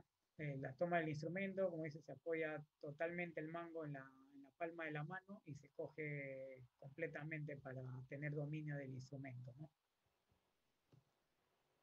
En diferentes formas de, a ver, exámenes de laboratorio, no exámenes auxiliares, ¿no? Vamos a tener principalmente exámenes de laboratorio y estudio por imágenes, ¿no? Exámenes imagenológicos. En los laboratorios tenemos una cantidad, ¿no? Tenemos de saliva, hematológico, hemostático, bioquímica sanguínea, líquido cefalorraquídeo, pleural, líquido amniótico, plasma seminal, heces, esputo, médula ósea, jugo gástrico, sudor. Miren la cantidad de exámenes. No, nosotros no vamos a trabajar muchas veces con la mayoría de estos, pero siempre es bueno conocer algunos, ¿no? Por cultura médica, profesional y porque en algún momento nosotros también podemos necesitar y al menos saber interpretar. O porque algún familiar siempre no, "Oye, me han tomado esto, ¿qué cosa es?" Y es bueno tener una idea para explicarles mejor pues, a tus familiares, ¿no? Otro tipo de examen es citología exfoliativa, es un examen libre de injurias de bajo costo y con la finalidad de hallar células malignas. Estos son el Papa Nicolau, los raspajes de mucosa bucal, de mucosa vaginal y otro tipo de mucosa, ¿no? Nasal también muchas veces. Indican úlceras que no cicatrizan por más de 5 días, placas blancas que no ceden al raspado, procesos no tumorales, ¿no? Aftas, pénfigo vulgar, herpes, sífilis, candidiasis, quistes, a veces hacemos esto en citología para tener un diagnóstico, ¿no? Hemograma completo, ya pasamos a un examen un poco más, a veces relacionado a nuestra área. Es un examen auxiliar que ayuda a la evaluación diagnóstica de diferentes entidades clínicas. Es como que el examen principal, ¿no? Vamos a ver acá la serie roja, ¿no? Los eritrocitos, también llamados glóbulos rojos, hematíes, son elementos formes cuantitativamente, que son los que más se encuentran en la sangre, ¿no? En un adulto de 4,5 a 5 millones, 5,5 millones por milímetro, ¿no? De sangre va a haber. Y en una mujer un poco menos, ¿no? De 4,2 a 5,2 millones. La hemoglobina, estos van a contener la hemoglobina, que es el principal componente de los eritrocitos, y exceso de glóbulos rojos lo vamos a llamar policitemia. Hay enfermedades como la policitemia vera y la deficiencia se va a llamar anemia, ¿no?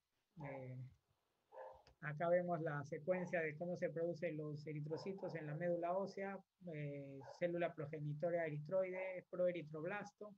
Acá en esta función va a entrar la eritropoyetina, que es una hormona segregada por el riñón, y este peritroblasto va a ir desarrollando a un eritroblasto, un reticulocito, que es el glóbulo rojo inmaduro, y al final un eritrocito, ¿no? La producción de glóbulos rojos se produce en la médula ósea a partir de las células madres. Su producción está regulada por la eritropoyetina, hormona segregada por el riñón. La disminución de la oxigenación de los tejidos aumentará la producción de eritropoyetina. Esto lo vemos como en personas que viven, pues, conforme va aumentando la altura de las ciudades, las personas de la sierra, 3.000, 4.000 metros, esta falta de oxigenación estimula que se produzca más eritropoyetina y esta a la vez va a hacer que se produzca más glóbulos rojos, ¿no? Factores necesarios para la producción de glóbulos rojos: vitamina B2, ácido fólico, hierro, todo esto, ¿no? Acá vemos el esquema de un hueso, la médula ósea, y de esa zona salen las células sanguíneas, ¿no? Estructura el eritrocito, ¿no? Su membrana va a tener proteínas, lípidos, hidratos de carbono, enzimas eritrosarias y hemoglobina, ¿no?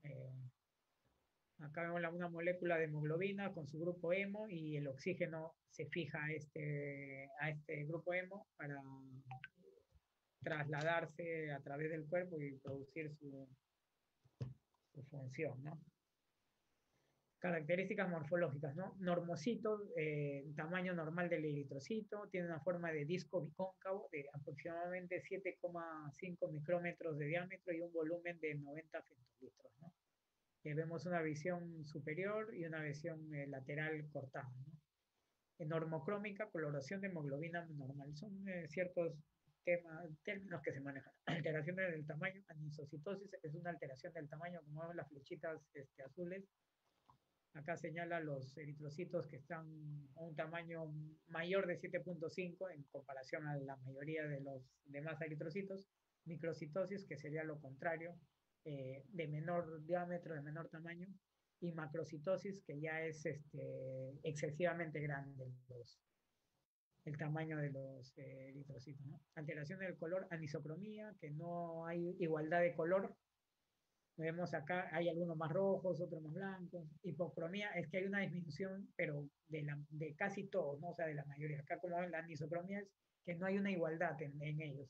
La hipocromía es que todos están con una disminución del color. La hipercromía, lo contrario, que la mayoría está con un aumento de color. La policromasia, que hay algunos que tienen otro color, ¿no? Diferente al usual, ¿no? Que sería lo rojo, ¿no? Más teñido, más ya tipo violáceo, púrpura, por ahí va la cosa. La hemoglobina es el principal componente de los eritrocitos, es la proteína que contiene hierro y otorga color rojo a la sangre, ¿no? Se encuentra en los glóbulos rojos, es la descargada del transporte del oxígeno por la sangre desde los pulmones hacia todas las células y tejidos de la economía, ¿no? El valor promedio es de 16 gramos por decilitro, en el hombre adulto de 16, 14 a 18 te maneja. Esto varía eh, fisiológicamente por temas de altitud, a veces no es lo mismo la gente que vive a mayor altura, normalmente va a tener una hemoglobina mayor que alguien que vive en la costa. Alguien que se dedica a hacer deportes con gran carga muscular debe tener una hemoglobina mayor porque como tiene más músculo necesita tener más hemoglobina para que sus necesidades sean cubiertas, ¿no? La mujer tiene menos hemoglobina por un tema también fisiológico, tiene menor volumen muscular, al tener menos volumen muscular requiere menos hemoglobina porque no va a necesitar tanta área que oxigenar, ¿no? O sea, no es por machismo esto de la hemoglobina, es fisiológico. Cuando el nivel de hemoglobina en un análisis aparece debajo de los niveles normales, se está describiendo una anemia, ¿no? Que luego puede ser de diferentes orígenes, ¿no? Anemia primaria cuando el origen es una deficiencia de hemoglobina propia y otra, las secundarias es cuando siempre la genera otra enfermedad, ¿no? Cáncer, embarazo, bueno, el embarazo no es una enfermedad, pero es una condición fisiológica especial, ¿no? que lleva cuidados, que se altera muchos procesos metabólicos, hormonales de la mujer, entonces eh, colinda con ciertas, fronteramente puede desarrollar patologías más fácil que una mujer que no esté gestando, ¿no? Enfermedades renales, porque si el riñón falla, no hay eritropoyetina o hay en poca cantidad o deficiente, entonces si no hay eritropoyetina no va a haber producción de glóbulos rojos y esta no va a contener hemoglobina, ¿no?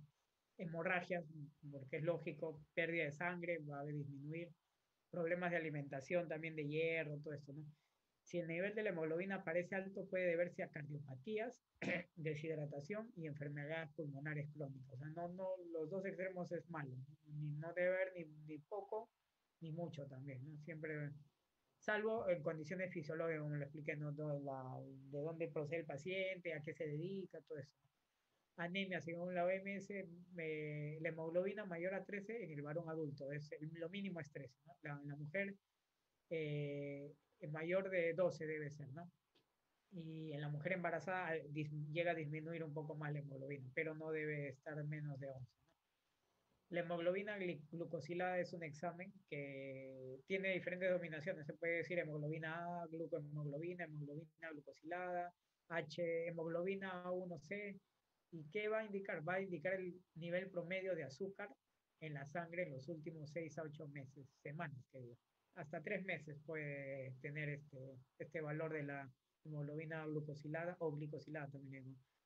¿Qué va a hacer? Va a ser el azúcar, se va a pegar a esta hemoglobina, va a permanecer todo el tiempo que este eritrocito viva, ¿no? Que por lo general son 90 días. Se realiza este examen importante es para evaluar el tratamiento de un diabético en cuanto a dosificación o cumplimiento, ¿no? Porque a veces el paciente, la glicemia basal es de la medida de la glucosa en el día, ¿no? Entonces el paciente puede estar descompensado varios días, sabe que se va a tomar un examen y 2, 3 días antes deja de comer, empieza a hacer su dieta y esta glicemia va a salir en valores normales, pero si le tomamos esta hemoglobina glicosilada, nos va a dar el valor de los últimos 3 meses como máximo, ¿no? Un promedio de mes y medio o 2 meses, ¿no? 6 a 8 semanas. Entonces ahí difícilmente ya el paciente va a ser, se le va a hallar el verdadero rango de glicemia que tienen en las últimas semanas, ¿no?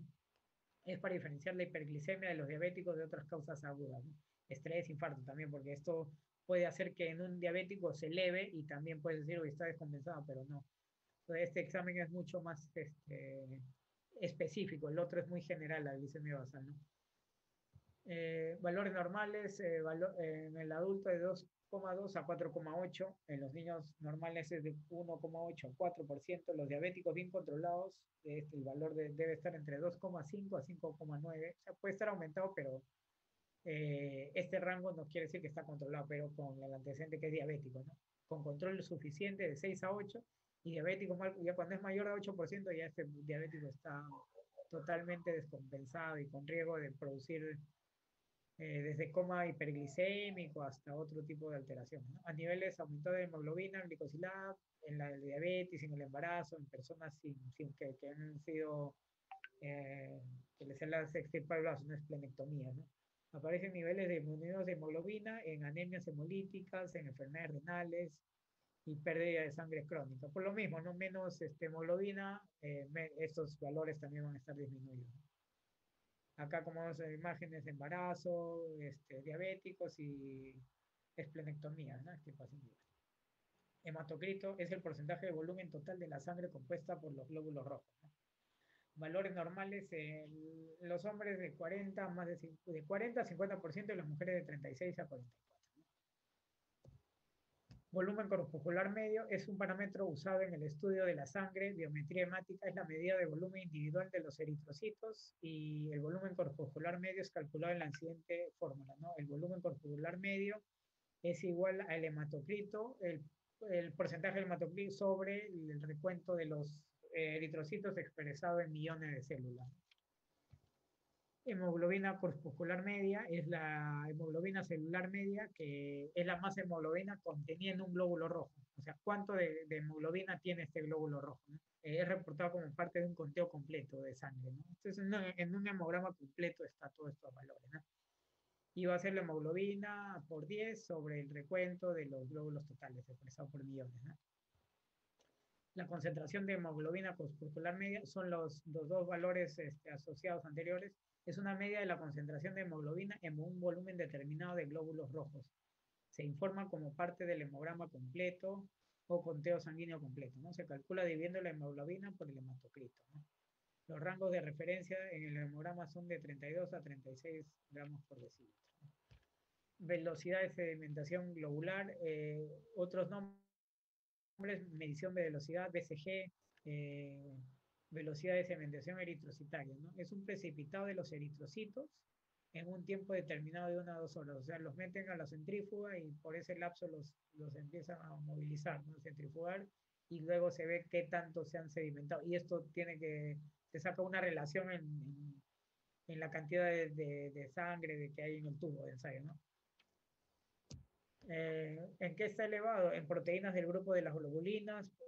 Como van a estar elevadas estas proteínas, el glóbulo va a pesar más y por eso va a aumentar este valor, ¿no? Con respecto a la albúmina y a la velocidad se eleva. La albúmina es la proteína más abundante en el plasma sanguíneo y debe haber una cierta proporción, ¿no? Pero si las globulinas están aumentadas en proporción, la albúmina va a estar disminuida, ¿no? No en número estricto, pero sí en porcentaje, ¿no?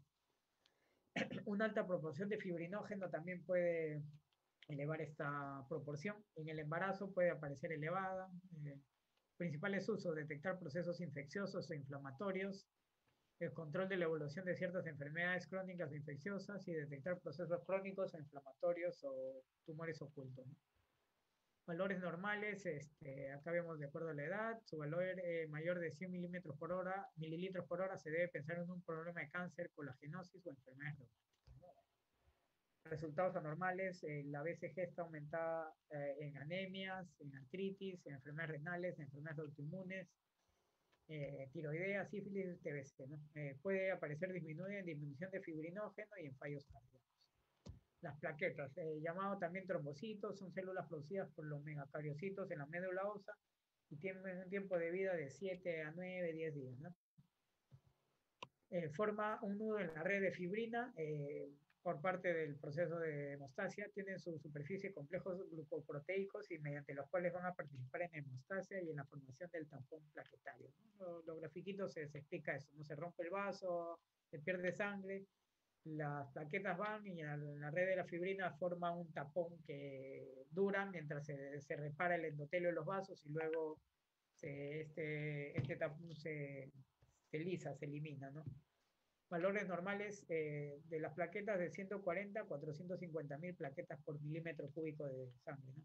Su disminución en el número se denomina plaquetopenia, trombocitopenia, ¿no? Y el aumento, trombocitosis o no, trombocitosis, ese sí no tiene mayor sinónimo. En el otro sí no, plaquetopenia o trombocitopenia, ¿no?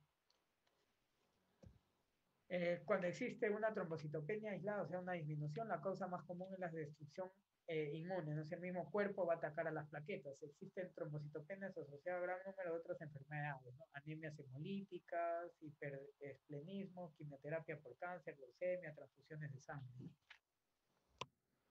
Eh, la trombocitosis, la causa más frecuente son por infecciones virales, bacterianas, pero existen otras enfermedades en las que se puede presentar, ¿no?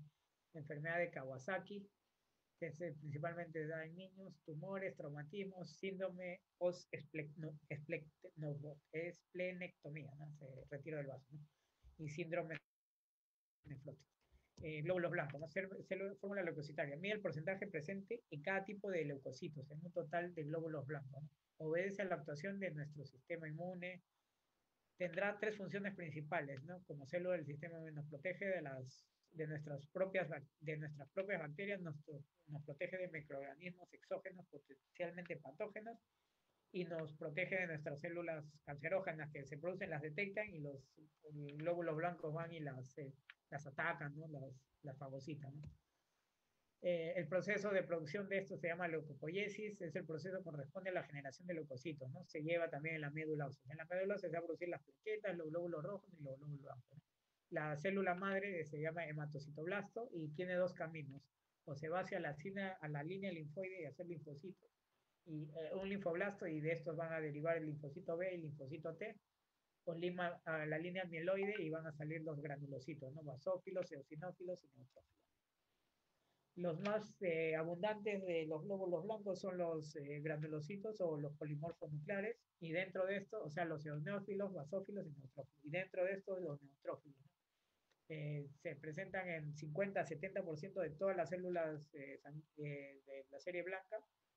Son células redondeadas con núcleo lobulado y gran cantidad de gránulos, ¿no? Estos gránulos son las enzimas, proteínas que liberan para atacar a las células que están invadiendo, ¿no? Las bacterias o incluso las mismas células de nuestro cuerpo que requieren ser atacadas por temas inflamatorios o, como se mencionó, cancerígenos, ¿no?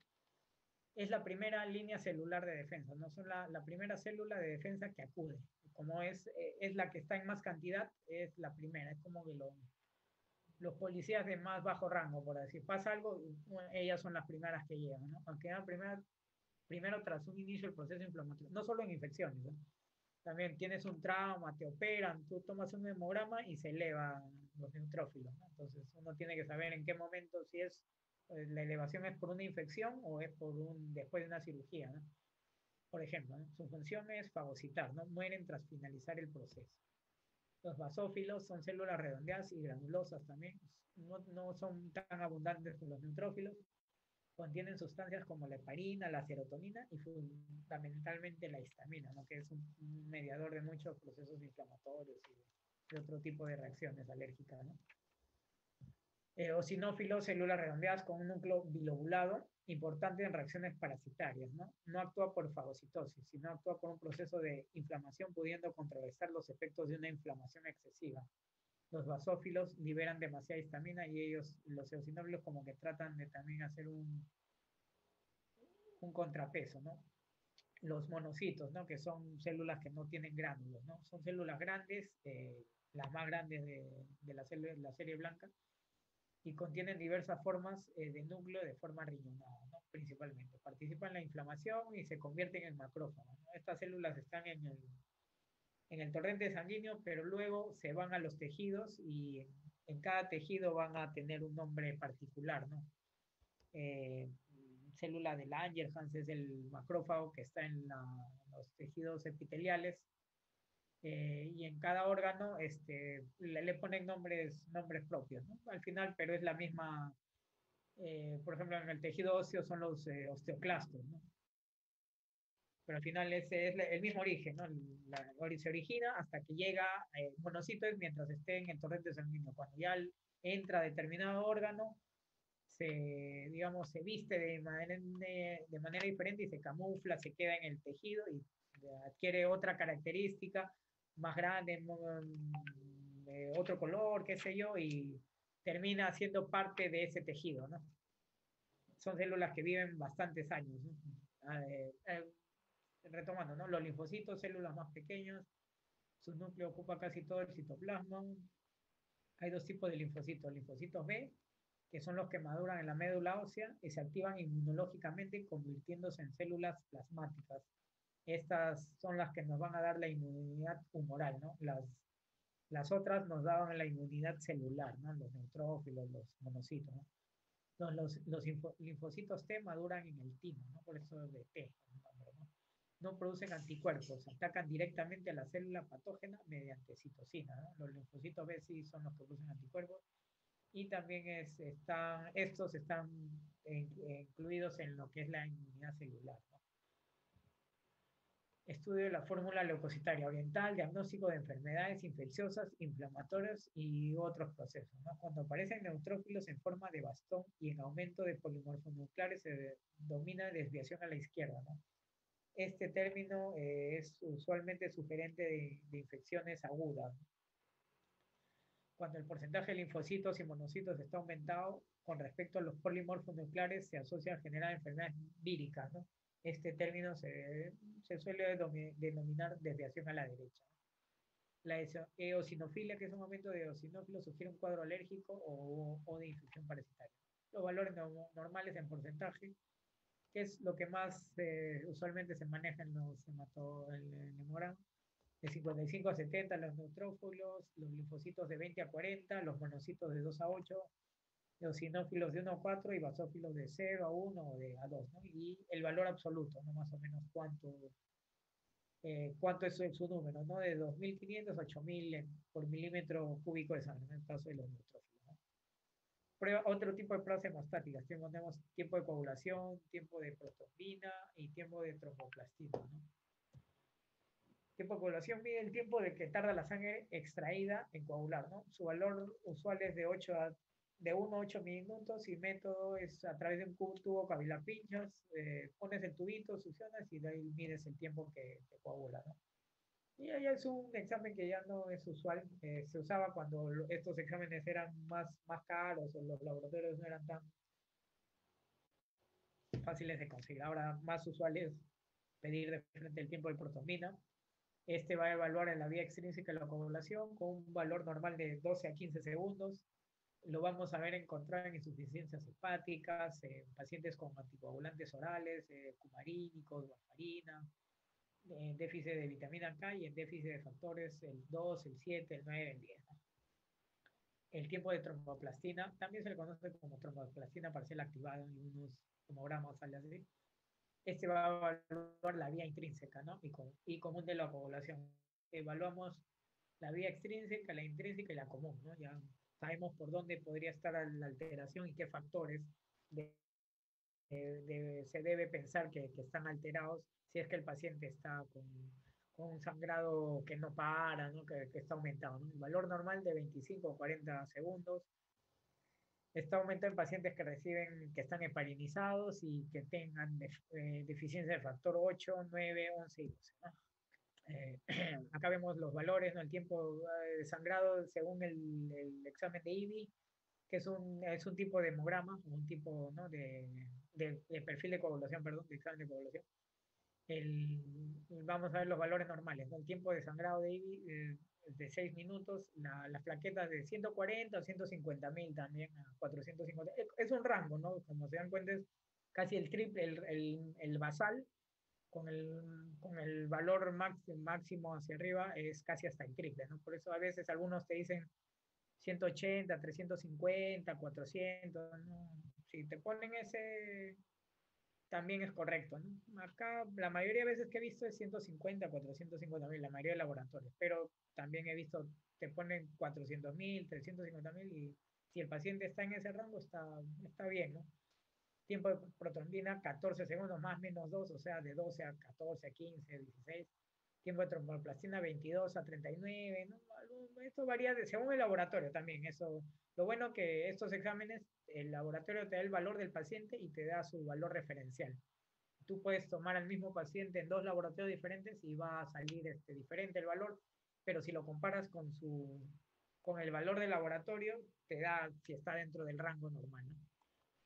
Acá vemos que evalúa la hemostasia primaria, la primaria, la vía extrínseca de la coagulación y la vía extrínseca de la coagulación. Acá, bueno, otro para más detalle de ustedes y qué puede estar alterado, ¿no? Estos valores. Ya, como otro examen, la biopsia, vamos a ver que se va a tomar un fragmento de un tejido vivo para ser evaluado macroscópica y microscópicamente, ¿no? La biopsia, en nuestro caso, la mucosa bucal, en el consultorio está indicada para lesiones como no pueden ser diagnosticadas por otro medio, en lesiones que están más de 15 días y que no han remitido, con tratamiento, sin tratamiento incluso. Se utiliza como guía diagnóstica enfermedades infecciosas, ¿no? Biopsia de, por ejemplo, de candidiasis, tuberculosis, hay una úlcera en la lengua o en el piso de boca, se hace la biopsia y puede salir que los nódulos o las células de Mycobacterium tuberculosis, ¿no? Para determinar el tipo de tumor maligno en su grado de malignidad también en la clase 5 de Papa Nicolau. Bueno, esta es ya la técnica de Papa Nicolau. El cambio de coloración persistente en epitelios, en lesiones con sospecha de cáncer, cualquier lesión de aspecto clínico compatible con úlcera, ulceración, erosión, ampolla y que no resuelva en 5 a 10 días. Hasta 2 semanas se mencionan algunos. O sea, todo es una lesión en el momento al paciente le dices, primero le tienes que buscar qué puede estar ocasionando. Si es una úlcera, puede ser pues, un borde de la prótesis, una pieza fracturada que esté lesionando. Entonces tú esa pieza o la extraes o no sé, la regularizas, la prótesis la rebajas, entonces que ya no irrite esa zona y en 2 semanas debería desaparecer esta úlcera, como máximo. Si en 2 semanas no desaparece, ya esa lesión es candidata a ser biopsiable, ¿no? Resultado nosológico, el patólogo define la lesión. Descriptivo, el patólogo va a describir el cuadro. Química de la sangre también nosotros, ¿no? Cambian la cantidad de exámenes que se puede hacer en sangre y esos son los principales, ¿no? ¿Qué nos va a dar la que nos puede, a través de esos exámenes podemos ver la función hepática y acá como exámenes como el ALT, que es la enzima, es una enzima que ayuda a convertir las proteínas en energía y cuando está aumentado quiere decir que hay problemas hepáticos. La FA, que es la fosfatasa alcalina, que tiene que ver con el metabolismo óseo. Bueno, la función renal, vamos a medir la creatinina, la urea, el nitrógeno ureico en sangre, que es el BUN, ¿no? Y los iones, potasio, cloro, sodio, magnesio, ¿no? Esos son los principales, ¿no? La glicemia, el valor normal de 80, bueno, esto ha cambiado, ¿no? Ahora es de 70 a 110 miligramos por decilitro, hay que corregirlo. 80, 120 era creo que la anterior. Ya hace 2 años me parece que ha cambiado ya de 70 a 110, ¿no? ¿En qué va a estar aumentado? En pacientes diabéticos, ¿no? En causa de cirugías menores o mayores. O sea, tú como respuesta metabólica al trauma, el organismo eleva la concentración de glucosa en sangre. ¿Por qué? Porque ha sufrido una agresión, llámese un accidente, un golpe, quemaduras o una cirugía. Entonces el cuerpo dice, necesito energía para repararme. ¿Y qué hace? Que todo el cuerpo libere glucosa. Entonces, si tú a un paciente le tomas la glicemia después de un accidente, después de una operación, va a estar aumentado y no necesariamente vas a decir el paciente es diabético, ¿no? Tienes que saber en qué contexto estás tomando, ¿no? Es necesario, bueno, el uso de suturas debido a microangiopatías para inducir la cicatrización, ¿no? En estos pacientes, ¿no? De mismo modo, mantener un control constante para evitar enfermedades periodontales debido a la serostomía, en pacientes con la glicemia alterada, ¿no? La creatinina y el BUN, ¿no? Que es el nitrógeno ureico en sangre, ¿no? Nos va a medir la función renal. A través de la sangre, de estos componentes en la sangre, vamos a indirectamente saber cómo está funcionando el riñón, ¿no? Acá, por ejemplo, la creatinina, su valor en varones es mayor que en mujeres, pero este es el valor promedio de 0,6 a 1,3, ¿no? En varones es de 0,7 a 1,4, mujeres 0,6, 1,2, por ahí. ¿Por qué? Porque el hombre al tener, la creatinina tiene que ver con la función, con el metabolismo muscular, ¿no? Que es de, del organismo que luego se va a filtrar en el riñón. El varón al tener mayor masa muscular va a tener mayor eliminación de creatinina, ¿no? Por esto es, siempre que vean a valores entre hombre y mujer se asocia a volumen, ¿no? A masa muscular, que es lo que nos diferencia, ¿no? La fosfatasa alcalina, el valor es de 20 a 50, 48 miligramos por decilitro, está aumentada, esto tiene que ver con el metabolismo óseo, ¿no? Como les dije, entonces aumenta la enfermedad de Payet, que es una enfermedad del metabolismo óseo, hiperparotiroidismo, que tiene que ver con metabolismo en los huesos, cáncer óseo, osteogénesis imperfecta, osteomalacia, enfermedades hepáticas, también porque es donde se produce en el hígado, y displasia fibrosa. Si se dan cuenta, la mayoría de enfermedades atacan a los huesos, ¿no? Entonces, por eso es lactato deshidrogenasa, el valor es de 105 a 333 unidades por litro, está aumentada en infarto al miocardio, trauma, anemia hemolítica, enfermedad linfoproliferativa, y demás, ¿no? Las transaminasas nos van a dar la función hepática, el valor es de 30 a 40 unidades por litro y está aumentada en infarto al miocardio, ¿no? En estudio por imágenes tenemos estudios radiológicos, ultrasonografías, tomografías, resonancia magnética, cada uno con sus indicaciones. De todos estos, nosotros el más común que usamos son los radiográficos, ¿no? Las radiografías, ultrasonografía, ultrasonido, la verdad que poco. Alguna vez he visto, ¿no? Pero no vemos mucho nosotros, ¿no? En glándulas, no es un examen que sepamos leer, ¿no? Como todos los cirujanos maxilofaciales, ¿no? Pero si lo vemos, sí podemos también, si nos dedicamos a tal área, debemos tener cierta familiaridad con el examen, ¿no? La tomografía, que sí la usamos cada vez más, cada vez más accesible, permite el estudio radiográfico a través de cortes, así como también permite la observación tridimensional, ¿no? Reconstrucción 3D, ¿no? Resonancia magnética, que es a través de ondas de radiofrecuencia, tiene que ver con el hidrógeno, se logra observar tejidos blandos, ¿no? Este es el mejor examen para ver músculos, nervios, vasos, ligamentos, esto, ¿no? Acá vemos una radiografía y una tomografía, un corte axial, ¿no? Una tomografía. Acá vemos eh, una ecografía de abdomen y una resonancia magnética, ¿no? Que es mucho mejor para ver tejidos blandos. Dentro de las radiografías, las más usuales que usamos las intraorales, ¿no? La radiografía periapical, que es la mejor, o sea, muchas veces hasta más nítida que una misma tomografía. Va a detallar con nitidez la pieza dentaria y las estructuras apicales, así como el espacio periodontal, todo eso, ¿no? Indicación, implantación dentaria, tratamiento endodóntico, evaluación ósea para colocación de implantes, evaluación o ausencia de piezas dentarias, de gérmenes, infecciones periapicales, ¿no? Granulomas, quistes, abscesos, todo esto. Tenemos otro tipo de radiografía, la Bite-Wing, también conocida como aleta mordida, permite observar con un mínimo de distorsión la región coronaria y marginal de las piezas dentarias, ¿no? De cara distal del canino, ¿no?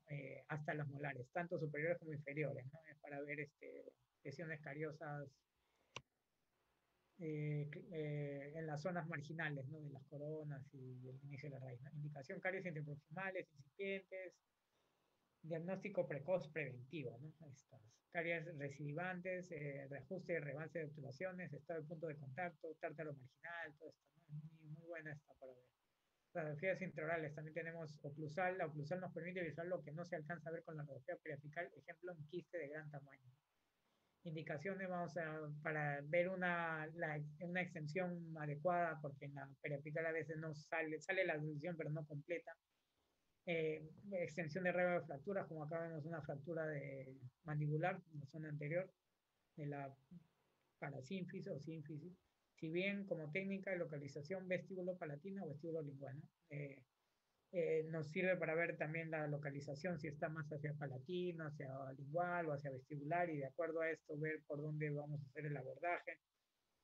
A veces también para ver glándulas salivales, si hay algún tema, algún cialolito, algún elemento sólido cálcico que bloquee el conducto, como tiene una radiopacidad, este cialolito es una piedra, va a tener una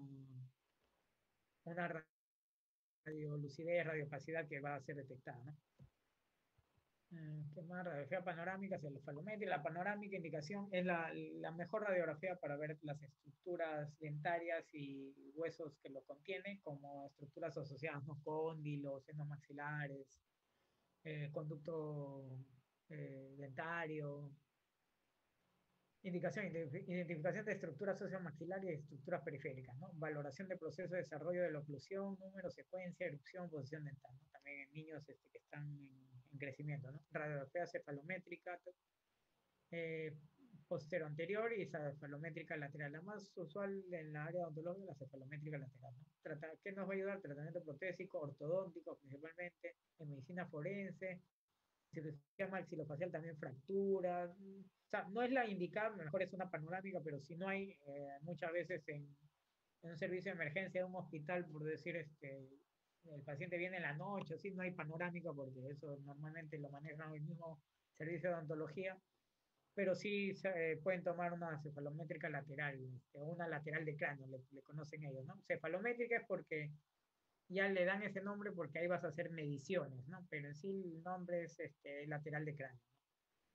Pero también no vale el nombre cefalométrica, ¿no? Es más su uso, no es tanto cuál es la placa, sino es para medir, ¿no? Cefalometría, ¿no? Ver mediciones en el área craneal, cefálica.